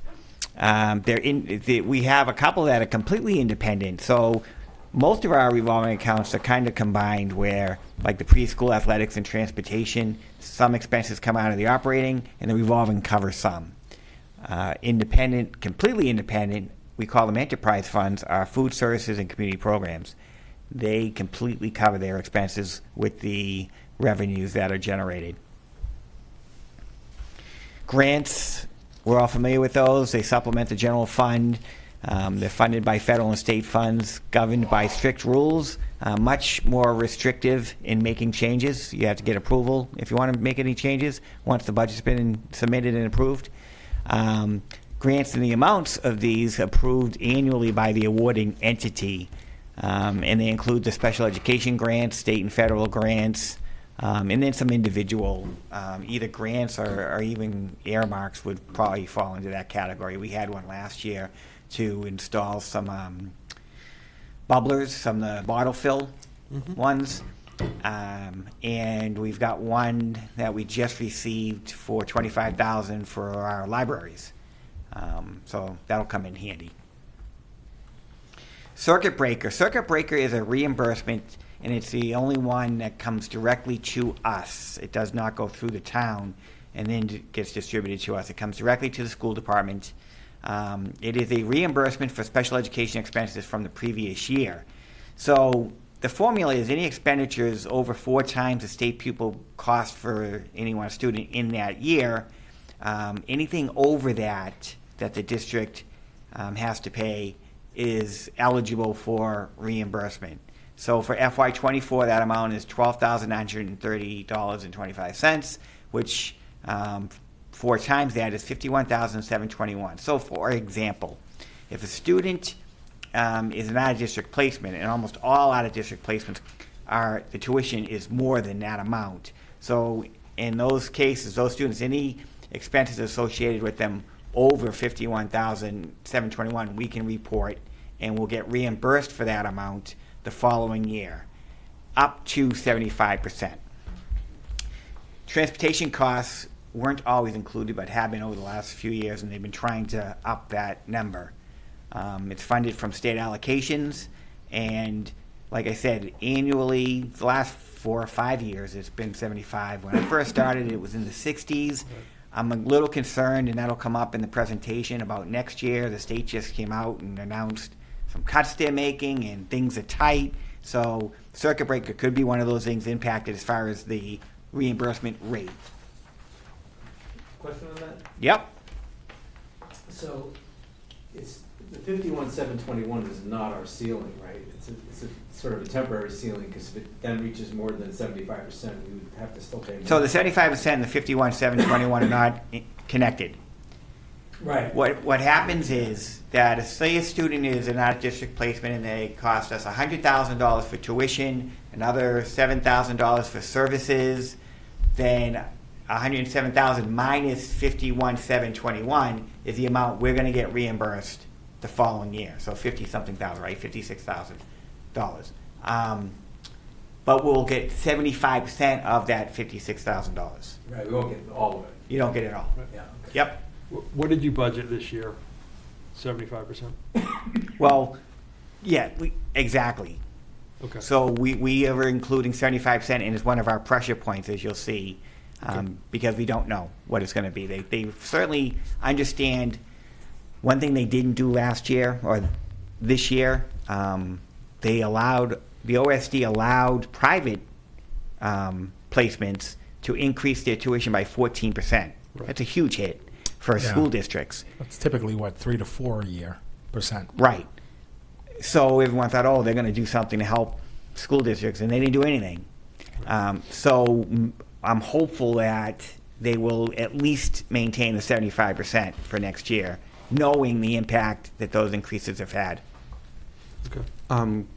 2 quick questions while we're here. One, is the 75% determined by the legislature or by DESE or by the governor's office? It's determined by the budget process. Okay. So, the Senate does a budget But that, in, so in if the we, House, and but that it would be goes the, to the governor. And, got it. Yep. And then second, 12,930. That is our state determined foundation budget per kid. That's the per pupil amount as determined in that formula. In that formula, do we know if there's going to be any upcoming changes to the formula that would change that? Well, they've been talking about Right. possibly changing the formula, but it doesn't look like anything's happening soon in that regard, and it just goes up each year. Got it. Based on the current formula. Yep. Thank you. Dr. Millian, thanks for the point about speculating on the governor. Like, I think she just announced it yesterday. And so she's been fairly committed talked about supporting education, but she talked about cuts at the government. I think it was yesterday in a press conference. Yeah. Yep. And then capital projects are independent of the operating budget. They're funds used to build, replace, or improve our facilities. Primary source is through local taxes or borrowing, and these projects are part of the town's overall capital improvement plan. They are included in the listing of indirect expenses. And when I talk about indirect expenses, something to keep in mind is we always talk about the end of year report. It's due at the end of September every year. Every school district has to submit And it's basically a reporting of every cent you spent in the previous year through all these funding sources. And so when they're comparing, and that's how they determine the district's per pupil spending and net school spending. So when they're comparing the per pupils amount per district, that's a true apples to apples. Because some people worry, well, North Andover doesn't pay their health care for their employees out of the operating budget. It's paid out of the town, and so it's charged as an indirect expense. And this town does it out of the operating. It doesn't matter how it's paid. We report everything, whether it's through a town account or as long as it's on behalf of the school department, it's reported. So when I say the indirect expenses, all of that gets reported as part of the end of the year report. And speaking of indirect expenses, those are the annual expenses, not including the operating budget. Again, still through local taxes, includes employee benefits, borrowing costs, insurances, and even some functions performed for us, like plowing, other services that DPW does, the work that the finance department in the town does on behalf of the school department, whether it's an audit or whatever else it might be, all gets recorded and charged back or recorded as an expense to the school department. Yeah. Yep. And then shared expenses, a couple of departments. We have shared expenses at IT, where the network coordinator is a town employee, but he does our network work. And while Mike Grant, our IT director, is out of our operating budget, but we do share expenses. Same with facilities. Steve Foster spends most of his time in the schools, not surprisingly, but he's paid out of the town. And we'll talk more about that because there is a discussion that we've been having with the town manager to move more expenses out of the school department for maintenance, because really what happens is if there's an increase in activity or expense or costs for utilities or repairs, then the operating budget has to make that up and it has to come from somewhere else in the operating budget. Whereas if we just move it out, we don't have that money in our budget anymore, but we're not susceptible to those increases either. Great. That's it. So those are the funding sources. Thanks, Dr. Mealy. So just to kind of walk you through what we're going to do tonight is talk about the strategic plan and the budget directives, the annual budget timeline, the FY25 budget pressure points, budget goals, additional considerations, and the superintendent's recommended budget, followed by next steps. And we'll talk about, we have a public hearing coming up, and then another meeting before this winds its way through the process of the other boards in town. So, as always, this budget is consistent with the school committee's budget directives and the district's strategic plan. As you may know, the strategic plan is to provide a consistent and rigorous curriculum that encourages all students to learn to the depth and distance of their abilities and leave our schools with the skills and knowledge necessary to succeed in college, career, and life. To ensure that all students are provided equal access to an excellent education. And to hire and develop excellent educators who utilize data, professional development, and collaboration to continually adapt their practice to best meet the needs of students. In developing this budget with the leadership team, we really wanted to identify needs that address the goals in not only that strategic plan, but also took into account the school committee budget directives. And so plan and integrate for the special education review. Focus budget needs on future increases in salary and benefits for faculty and staff. Retain and or add necessary teaching positions to support the core teaching and learning mission, creative programming, and special education. Maintain class size with no elementary classes exceeding 25. The goal continues to remain, and the school committee even lowered it this year in the budget directives or last year. K to 2, 18 to 22, 3 to 5, 23 to 25, the secondary level, meaning the middle school and the high school, class sizes to meet programming and needs. So that was really important. And it continues to go on talking about aligning the budget with our strategic objectives and initiatives outlined, as well as providing staff with up-to-date resources, professional development, and allocate library media specialists with specific funding to build and maintain their collections, and recommend in budget for programs and initiatives to improve the progress of high-need learners, and to ensure adequate progress for all students, all meaning all, including special education, parent and learning community engagement, exploration of summer and other programming for at-risk students. Okay. So next we have the budget timeline. And so I might have to turn here because I'm getting older and I need a new set of glasses here. You know, we've had a long-term plan, and what's been unique is we've had the ability to put together a long-term staffing plan, you know, a strategic plan, and along with facilities master plan 2 and capital plans.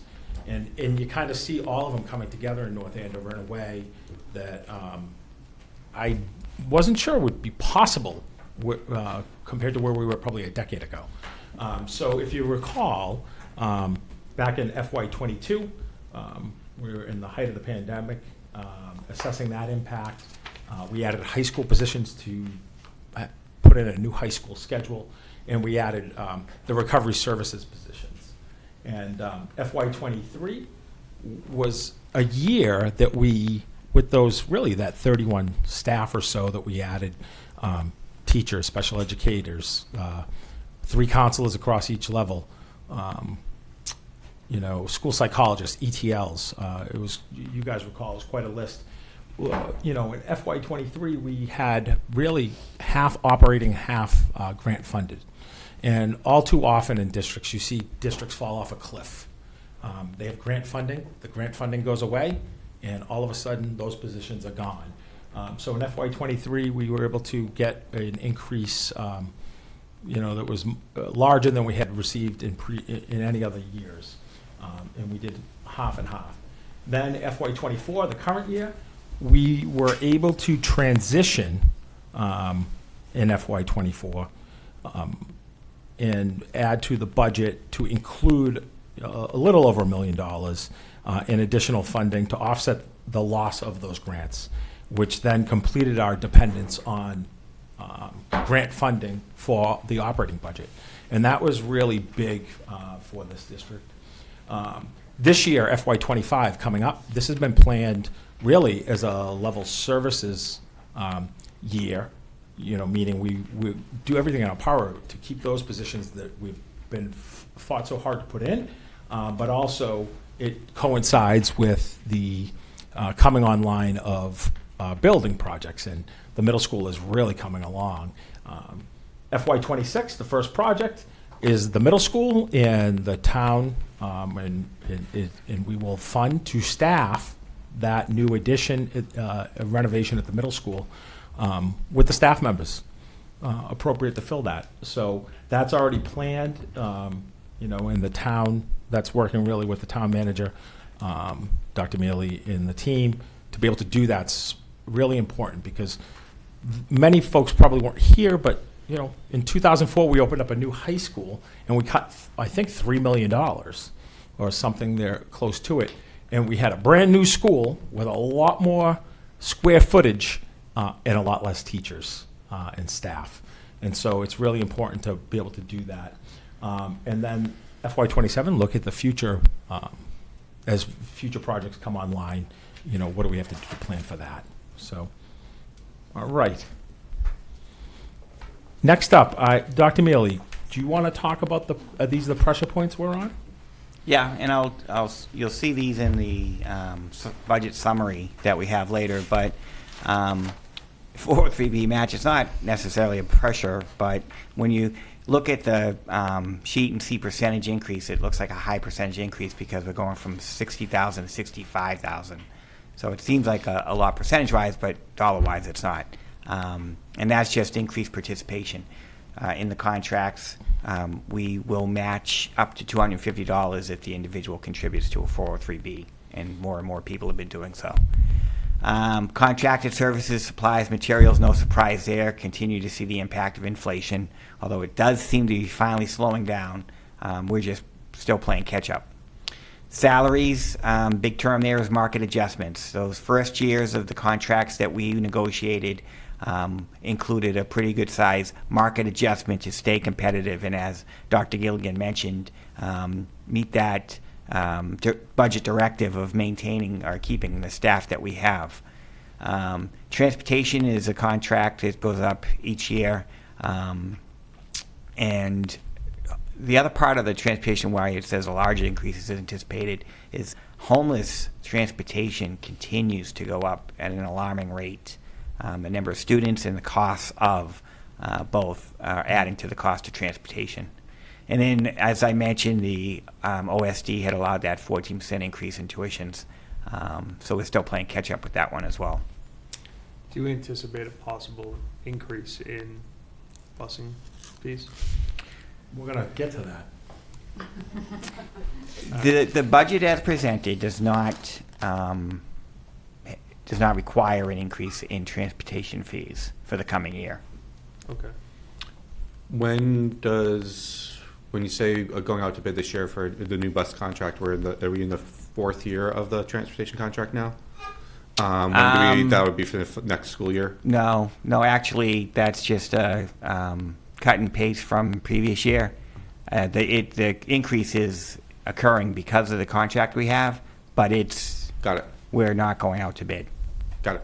Yeah, we just did last year. Yeah. Right, so we got 3 more years with that, right?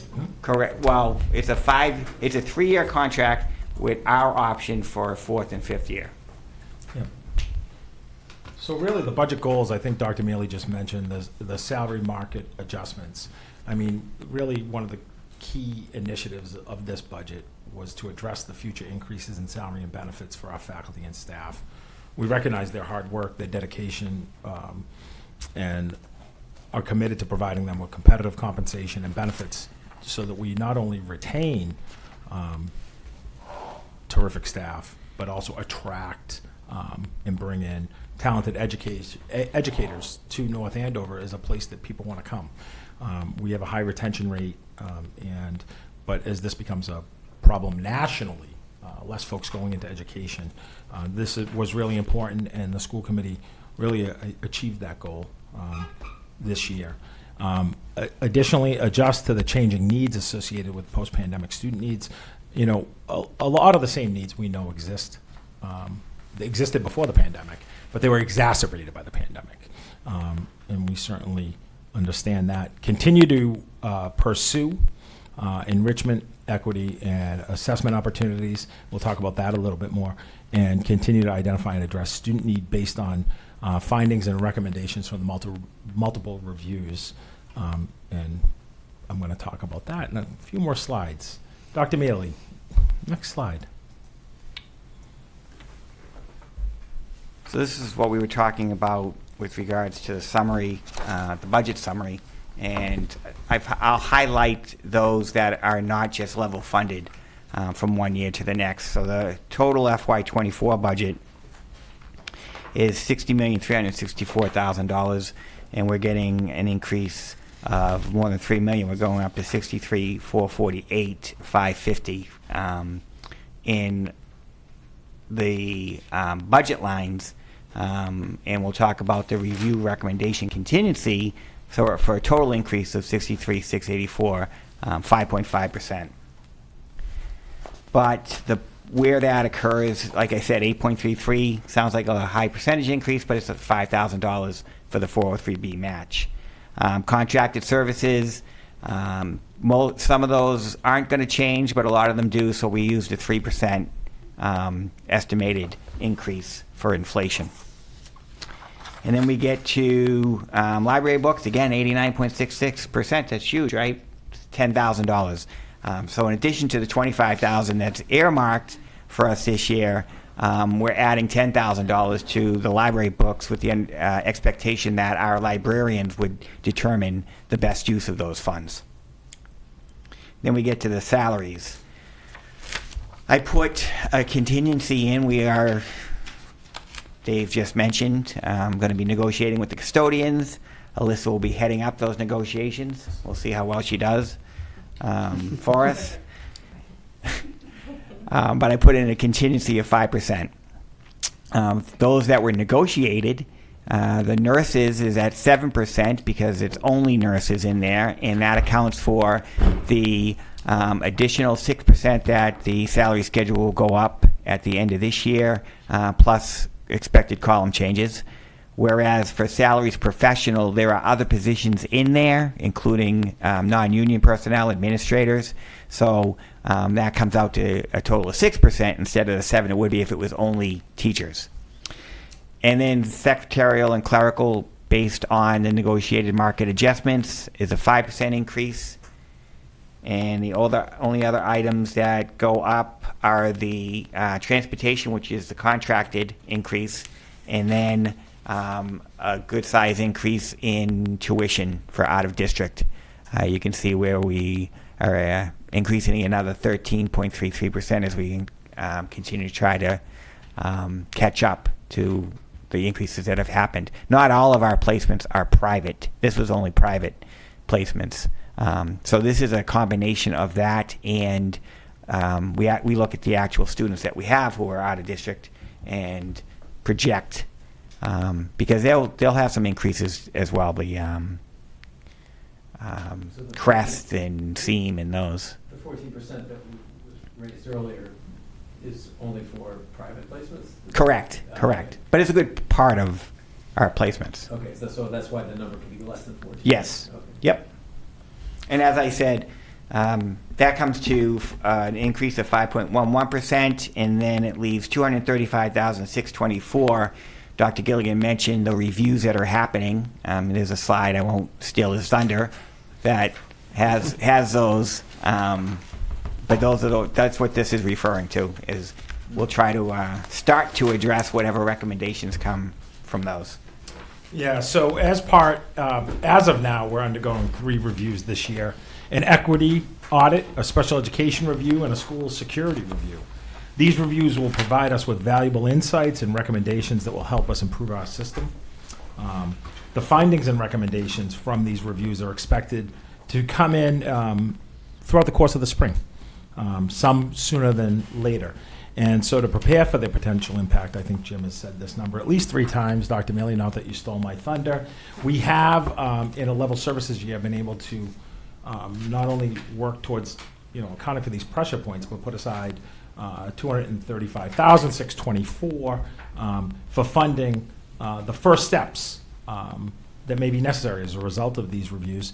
But please note, I think I've said this, especially around the equity, townwide and school equity review, that this will only be the beginning of what will require multi-year budgeting in order to fully implement and consider recommended changes. And the other one that's in there is the extracurricular subcommittee. We've presented the initial data, but we're going to continue to refine that and add to it. So we'll have further discussion with the school committee about areas we might need to address there as well. So, next slide, Dr. Mealy. So the operating budget in FY24 current year, a little over $60,364,000 in change. Level services, that percent increase is 5.11, and that's $3,084,404. And when we say review recommendations, this was, I think you have the context now. Those are the 3 reviews we just referenced, and putting aside that money towards taking first steps of what will be a multi-year, multi-phase plan for a total increase of $3,320,028, and that represents the 5.5% increase for a total budget of $63,680,404. $684,174 dollars. And so, this proposed increase is to really meet our essential needs. The 5.5% is, as you heard at the tri-board meeting, in line with what the town manager's guidelines for FY25 are.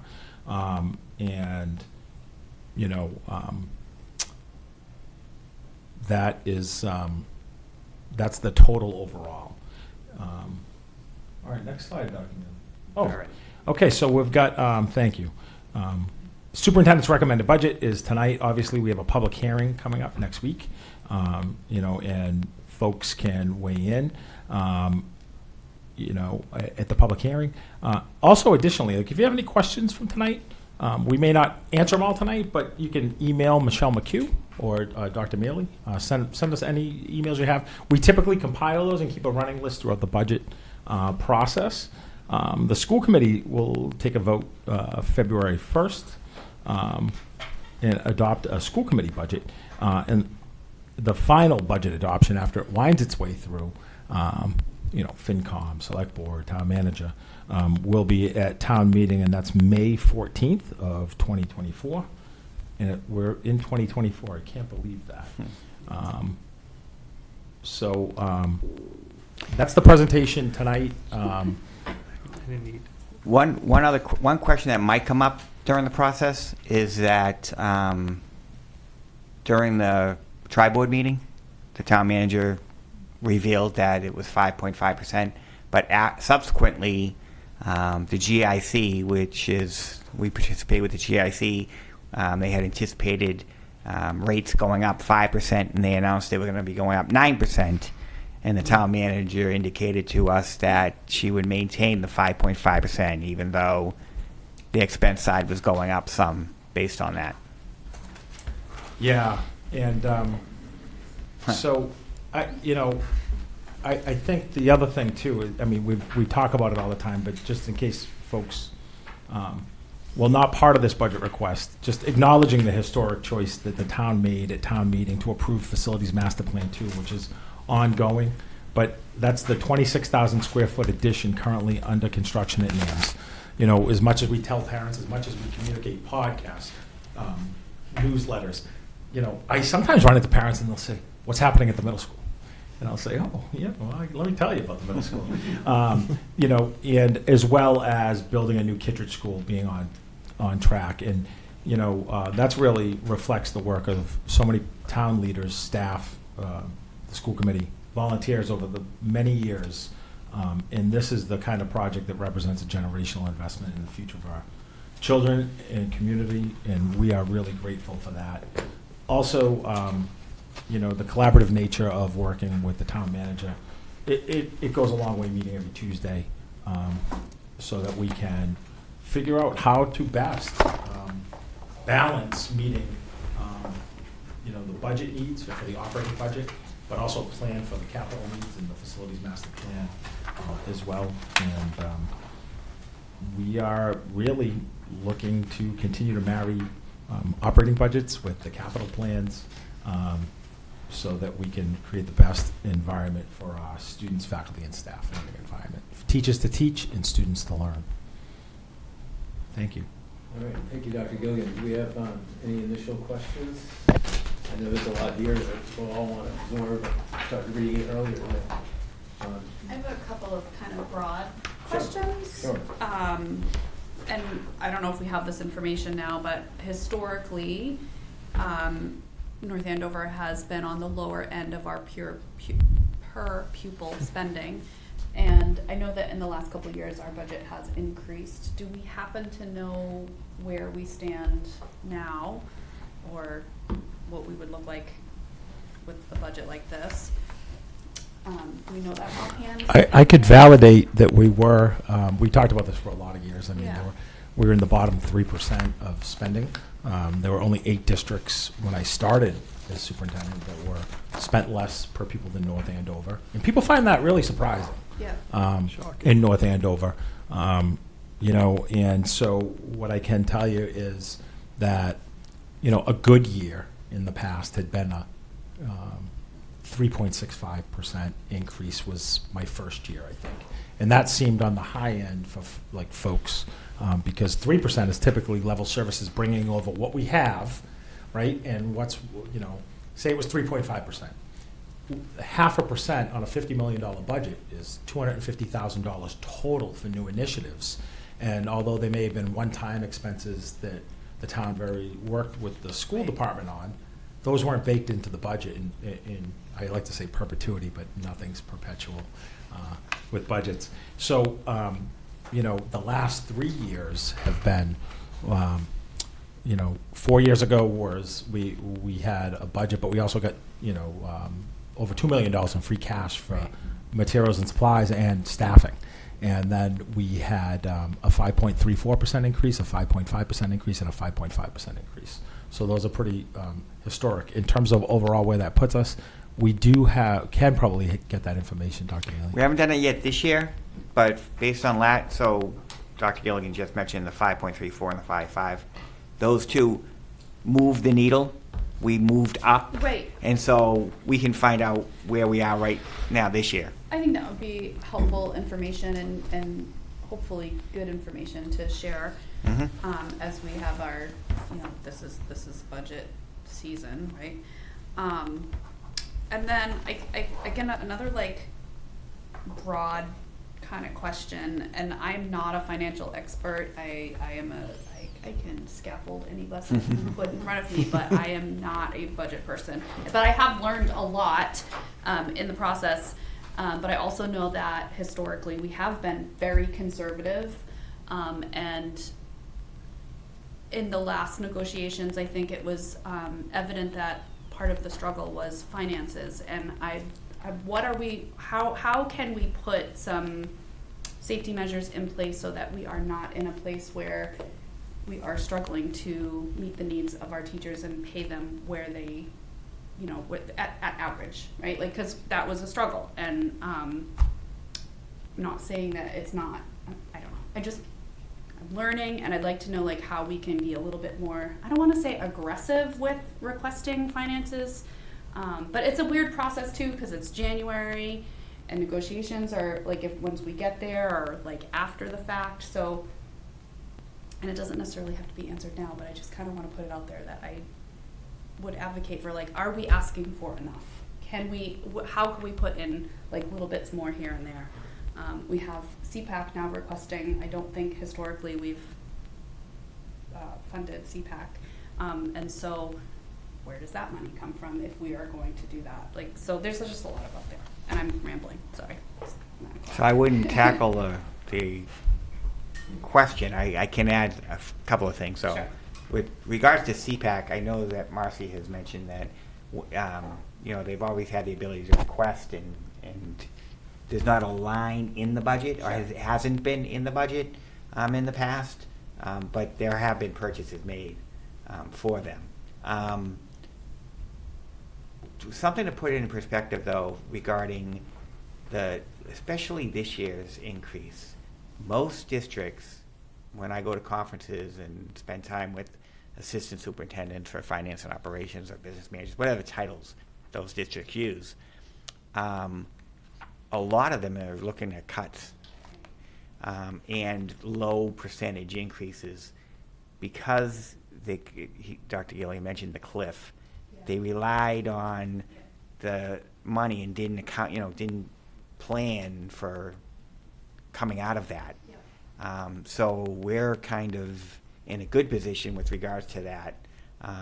Certainly going forward, I think there's some room for that, but this year it makes sense to be where we are. Yeah, and that's a really good point, and I appreciate that. And that's not to say that was our criticism. It's just, it's our job to advocate for a good, solid budget, and so I want to know the best way to do that. We honestly, going in, were concerned that there were going to have to be cuts. Right. But in figuring out how much we need and what we were getting, we actually even have some money left for review findings and addressing some of those to begin with. Yeah, I think the key is sustainability. I can tell you that I think it was my first or second year. I don't know what year, but it was probably the first time a superintendent, it was like, had really pushed for more, that it was for a while, it was a non-consensus budget. And so, like, we have to be able to make it sustainable, Right. because it can't have Absolutely. that cliff of things falling off. Right. But more importantly, like, I think I asked at the time, what kind of community do we, what kind of district do we aspire to be? Who do we want to be, right? And like, people here, we're fortunate for years, I mean, and still are. Like, we have really good people that care about our students, they care about our school system. You know, they're always willing to do more.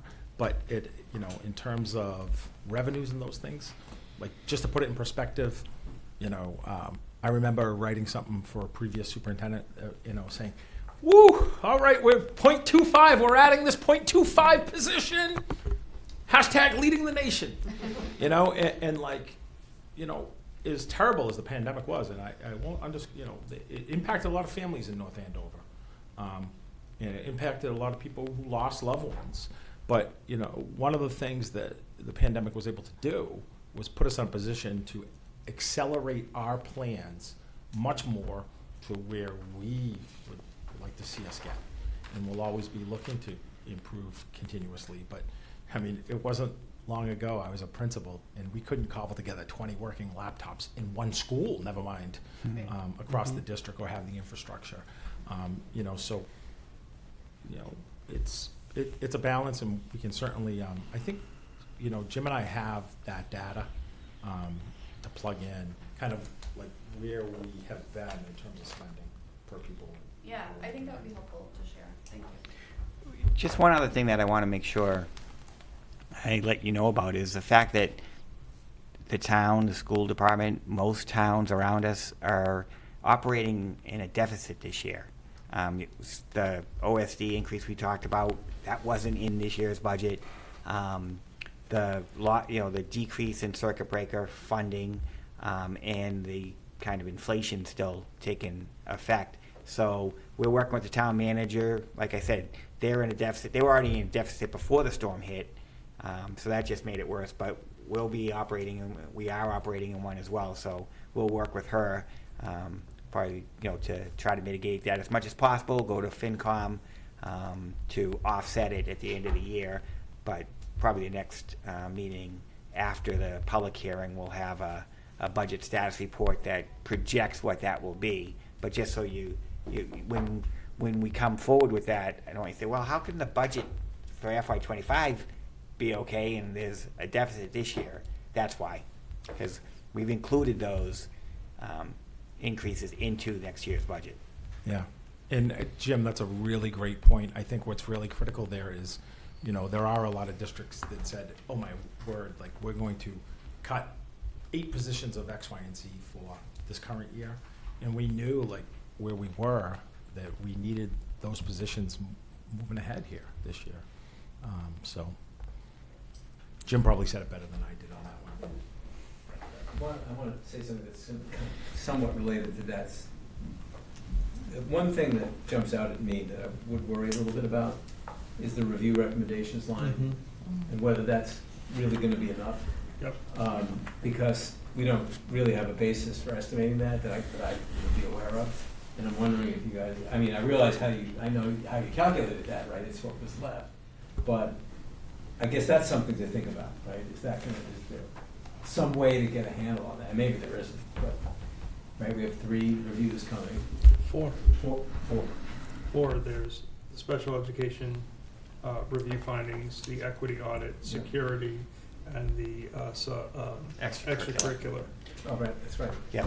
So I don't know if you can speak to that at all, or just if it's something we need to go out and think about. I wouldn't try to, I wouldn't give you false hope that that number could be bigger. What I would say is some of those findings and recommendations could be things that have to go in the budget going forward, and some could be one-time costs. And there could be a different source for one-time costs than there are for things that are going to stay in the budget. So there's some room there, I would believe. Yeah. I was going to follow up, but you can go. Go. So we're voting on this budget. Sorry, I lost my page here. I think it's the 1st. When are we expecting? I'm gonna go out on a limb here, that the largest of them will be the special education review findings. Do we anticipate that coming back before the first? Right around, probably. Right around. Yeah, so probably, I mean, maybe right before, maybe right after, but right around. So we are bound by town charter to vote when, by the, It's later than that, but not a lot later. So we can find out what the drop dead date is Okay. for approval to present to them.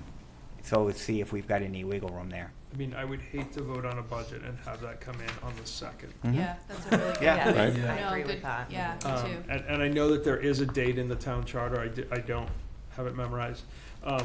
Some of the other ones are listed here, but that may be something we want to consider. That's a good And that may be a special meeting, not a special meeting, but a off-schedule meeting. Correct. Yeah, we can find that out. Okay. And Yeah, Off-schedule meeting for this board. Hmm? An off-schedule meeting for this. Yeah, I mean, like, we've got it for the first, but, I mean, if it's coming in on the 2nd, like, let's not meet on the 1st. Right. Let's Right. meet the, I don't know what that Monday would be, the 5th or the 6th, or, whatever it is. Yeah. Right, and that's a good point, Mr. McDevitt. And I think one thing is, like, we will also, like, some of these reviews too will be like the equity review, right? Like, when you think of equity, right, it includes special education, it includes a whole Yeah. Sure. host of things. We'll have to take that into account. But just remember too, like, we have to be able to think about how we then plan for these future years. Because, I can tell you that a lot of these plans, that once we get the information, for example, like an equity review, that's gonna be a 3 to 5 year plan. Well, the Walker was like a 10-year. 10-year plan, Mhm. right? So 15 years ago. honestly, we had to work. I just want to be like Jim just said. We had to work really hard in a level services year with, the increases of the recently settled, well-deserved contracts, to find, that 240,000 or so. So, but good point, and they'll be ongoing and coming in. And perhaps we could push for a draft of that if they're not, if they're not ready. Well, in one of the things, so I can certainly ask for that. Well, I was just in contact with them. I don't even know what today, this week? Next Thursday? Whatever. They just asked for, they were just curious in terms of like, obviously we gave them data in the fall, if there was any significant data shifts, and there really hasn't been. But I don't know, and I guess I can ask them the question too, in terms of, because it's not a question that I asked, nor anything that they presented to me about how they are rolling out their recommendations. Like, I don't know if it's a global, like, recommendations, or if their planning is to, if it's strategic, like a Walker report, like over a course of years. So I can certainly ask them that question. That'd be great. And even if it's like draft recommendations as opposed to a full report, that's something that we can. we Even can draft look for at. year one. Yeah, would right, be right. very helpful, Right. right? Because if their recommendation is that we need to spend $500,000, like, we have a very different conversation. Yep, I can make, right, or at least whatever the recommendation is, I can conceptualize what Yep. that would look like for here. Well, yeah, any information is better than Yep, none, right? yeah, I can definitely ask. I appreciate all the hard work that goes into this process. I always struggle with the process itself, and this is not a comment on you, Dr. Miller or Dr. Gilligan, but it always feels like philosophically we get a number from somebody else, and then we have to make that number work, and that always bothers me because, Ms. Petrowski, you're right. We were supposed to be advocating for more and asking for more, so I always like asking for more, and I know that has ramifications for other departments in town, and part of me, I get that as a citizen, and as a school committee member, I also don't care, right? Like, we're supposed to ask for as much as we can for our kids and have them say no. So I appreciate us doing that, because 5.5 is a very big number, and like, that is not what's happening around us. I worry that 235 is going to be small. I mean, it's better than none, but it's not a very big number.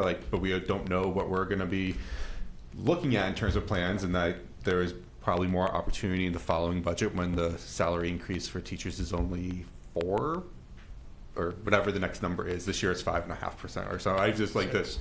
3.5, right? 3.5. For Next the year. following year, and then for the year after Right, that. so like, I understand that there will be more opportunities, and I was hopeful we would have more recommendations and more something concrete about direction for that, about reviews before we had to make these decisions. So I think you're right, Mr. McDevitt, it might make sense to see when do we have to have this done by, and push ourselves, give ourselves that grace to do it later than we had originally intended. Is there ever a possibility for an extension? Charter. No, the town charter is the town charter. What I'd say is this.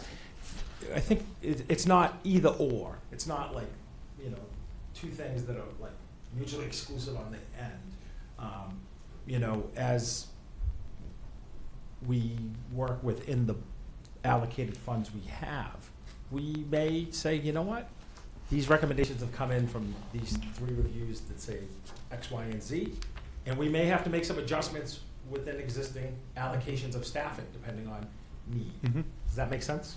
Yeah. Right, we don't know that the recommendations are you have to, it's spending on something new. We might already be spending on something similar that we change the priorities or change the direction. I totally get that, and I think it's just hard for us to make that projection. I am glad that there's some money set aside, because I don't want to have us to wait until next December and January to start making those decisions or planning, because that would seem like a really long waste of time.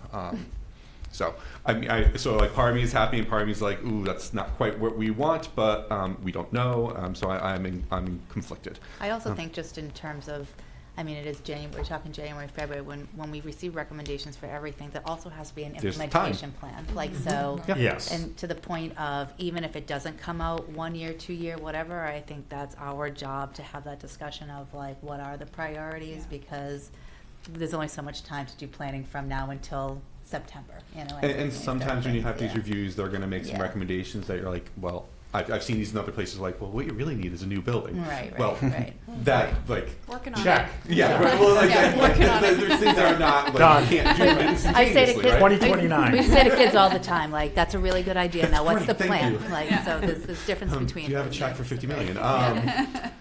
Yeah, and just we have to evaluate every year, ongoing with what we have.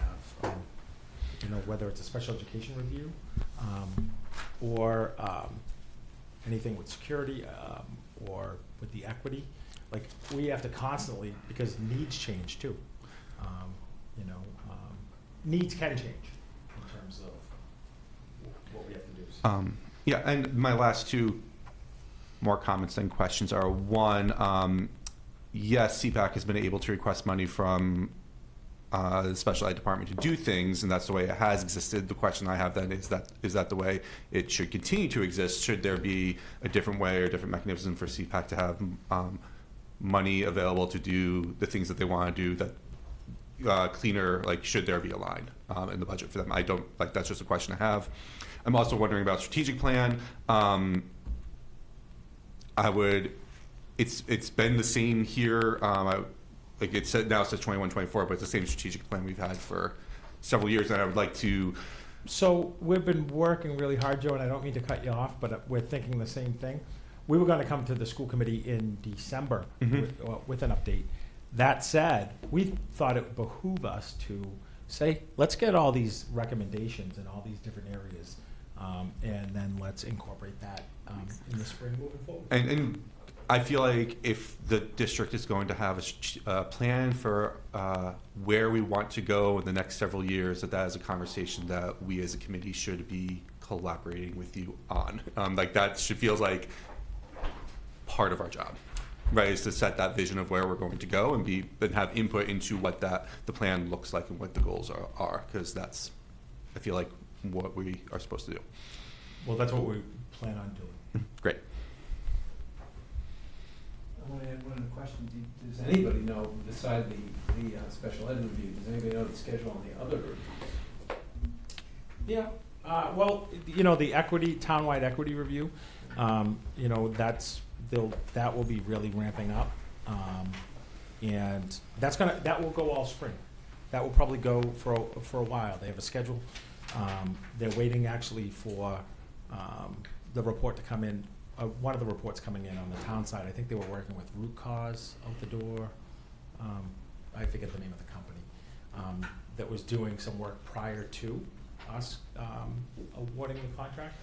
So, yeah, that will probably be late spring for that. So we won't have that information.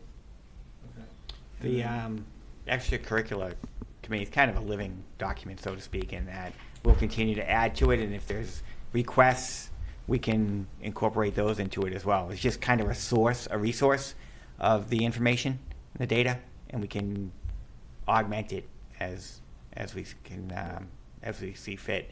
The security and emergency preparedness, we'll be getting a report mid-February, but most of the recommendations that would come from them would probably be capital. We already have $200,000 in capital for what we call exterior work, which this would probably come under. Some of it will be interior, but that would probably be capital funding that would cover those recommendations. Yeah, Yep. makes sense. So the one that the biggest expense driver would be the special ed. Correct. So that, okay. All right. Yeah, and I think a lot of the things that I had noted have already been discussed as far as the reviews and the findings. CPAC was a big one also. See that by statute it is an organization under the school committee that I'd like to see that as its own individual line item that we can budget for. My other question was, we get a lot of presentations that come in throughout the year of different district entities that often verbalize additional needs that they'd like to see.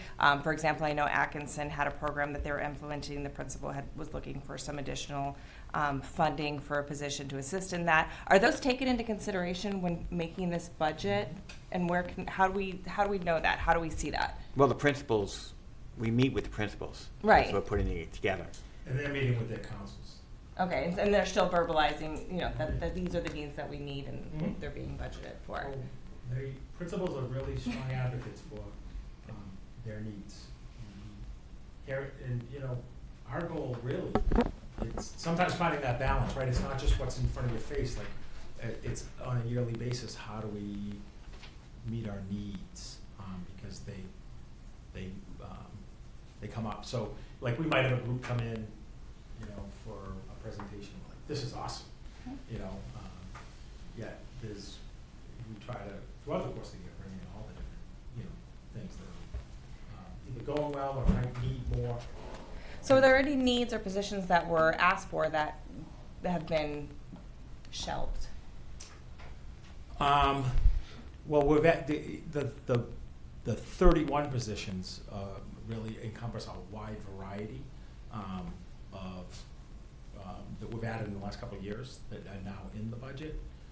So, there are a couple that we think I can speak as superintendent that I think we could possibly need, but that I think it behooves us to have some of these reviews come in, and if there's particularly around staffing, what those would look like. So, like we want. Did the principals make any requests that, or identify things that they would want this year that we have to say no to?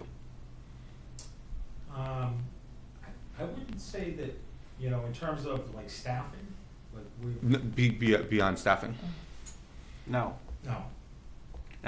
The only positions that have come up in discussion were those that were on our long-term plan that we didn't fill. One was an assistant director for special education, which we decided made sense to wait for the review findings to see what staffing, because it could incorporate other staffing as well. And so if that comes out in the findings, that justifies us moving forward with that position. And then assistant principals at the elementary level are always a position that they're advocating for. But they didn't make it an issue this year. They just asked, can we look to get that in as we move forward? But there were no other requests that were made that we had to say no. That's a good point, Dr. Milley. Are we providing enough money in the budget to make sure that the ongoing implementation of new curriculum and investigation of other curriculums, that we're still able to provide that to teachers. Yes, yes. We actually had a large infusion this year that got the ball rolling very well. And then, you know, I asked Pam what it was that she needs to keep it going, and that's what's in there.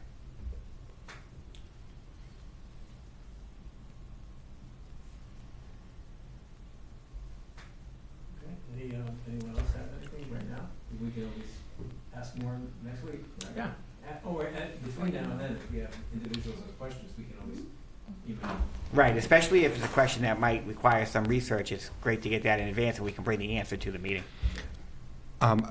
One thing I would like to know is our foundation budget is that we need to do is 12,100, 700, whatever that is. Our per pupil expenditure, that number would be right, just so we have an idea of how much above. I'm assuming we're above our foundation budget. We are. We Yep. are. That would be helpful. Sure. All right, any further discussion? All right, great, thank you for that. We have any other public comment?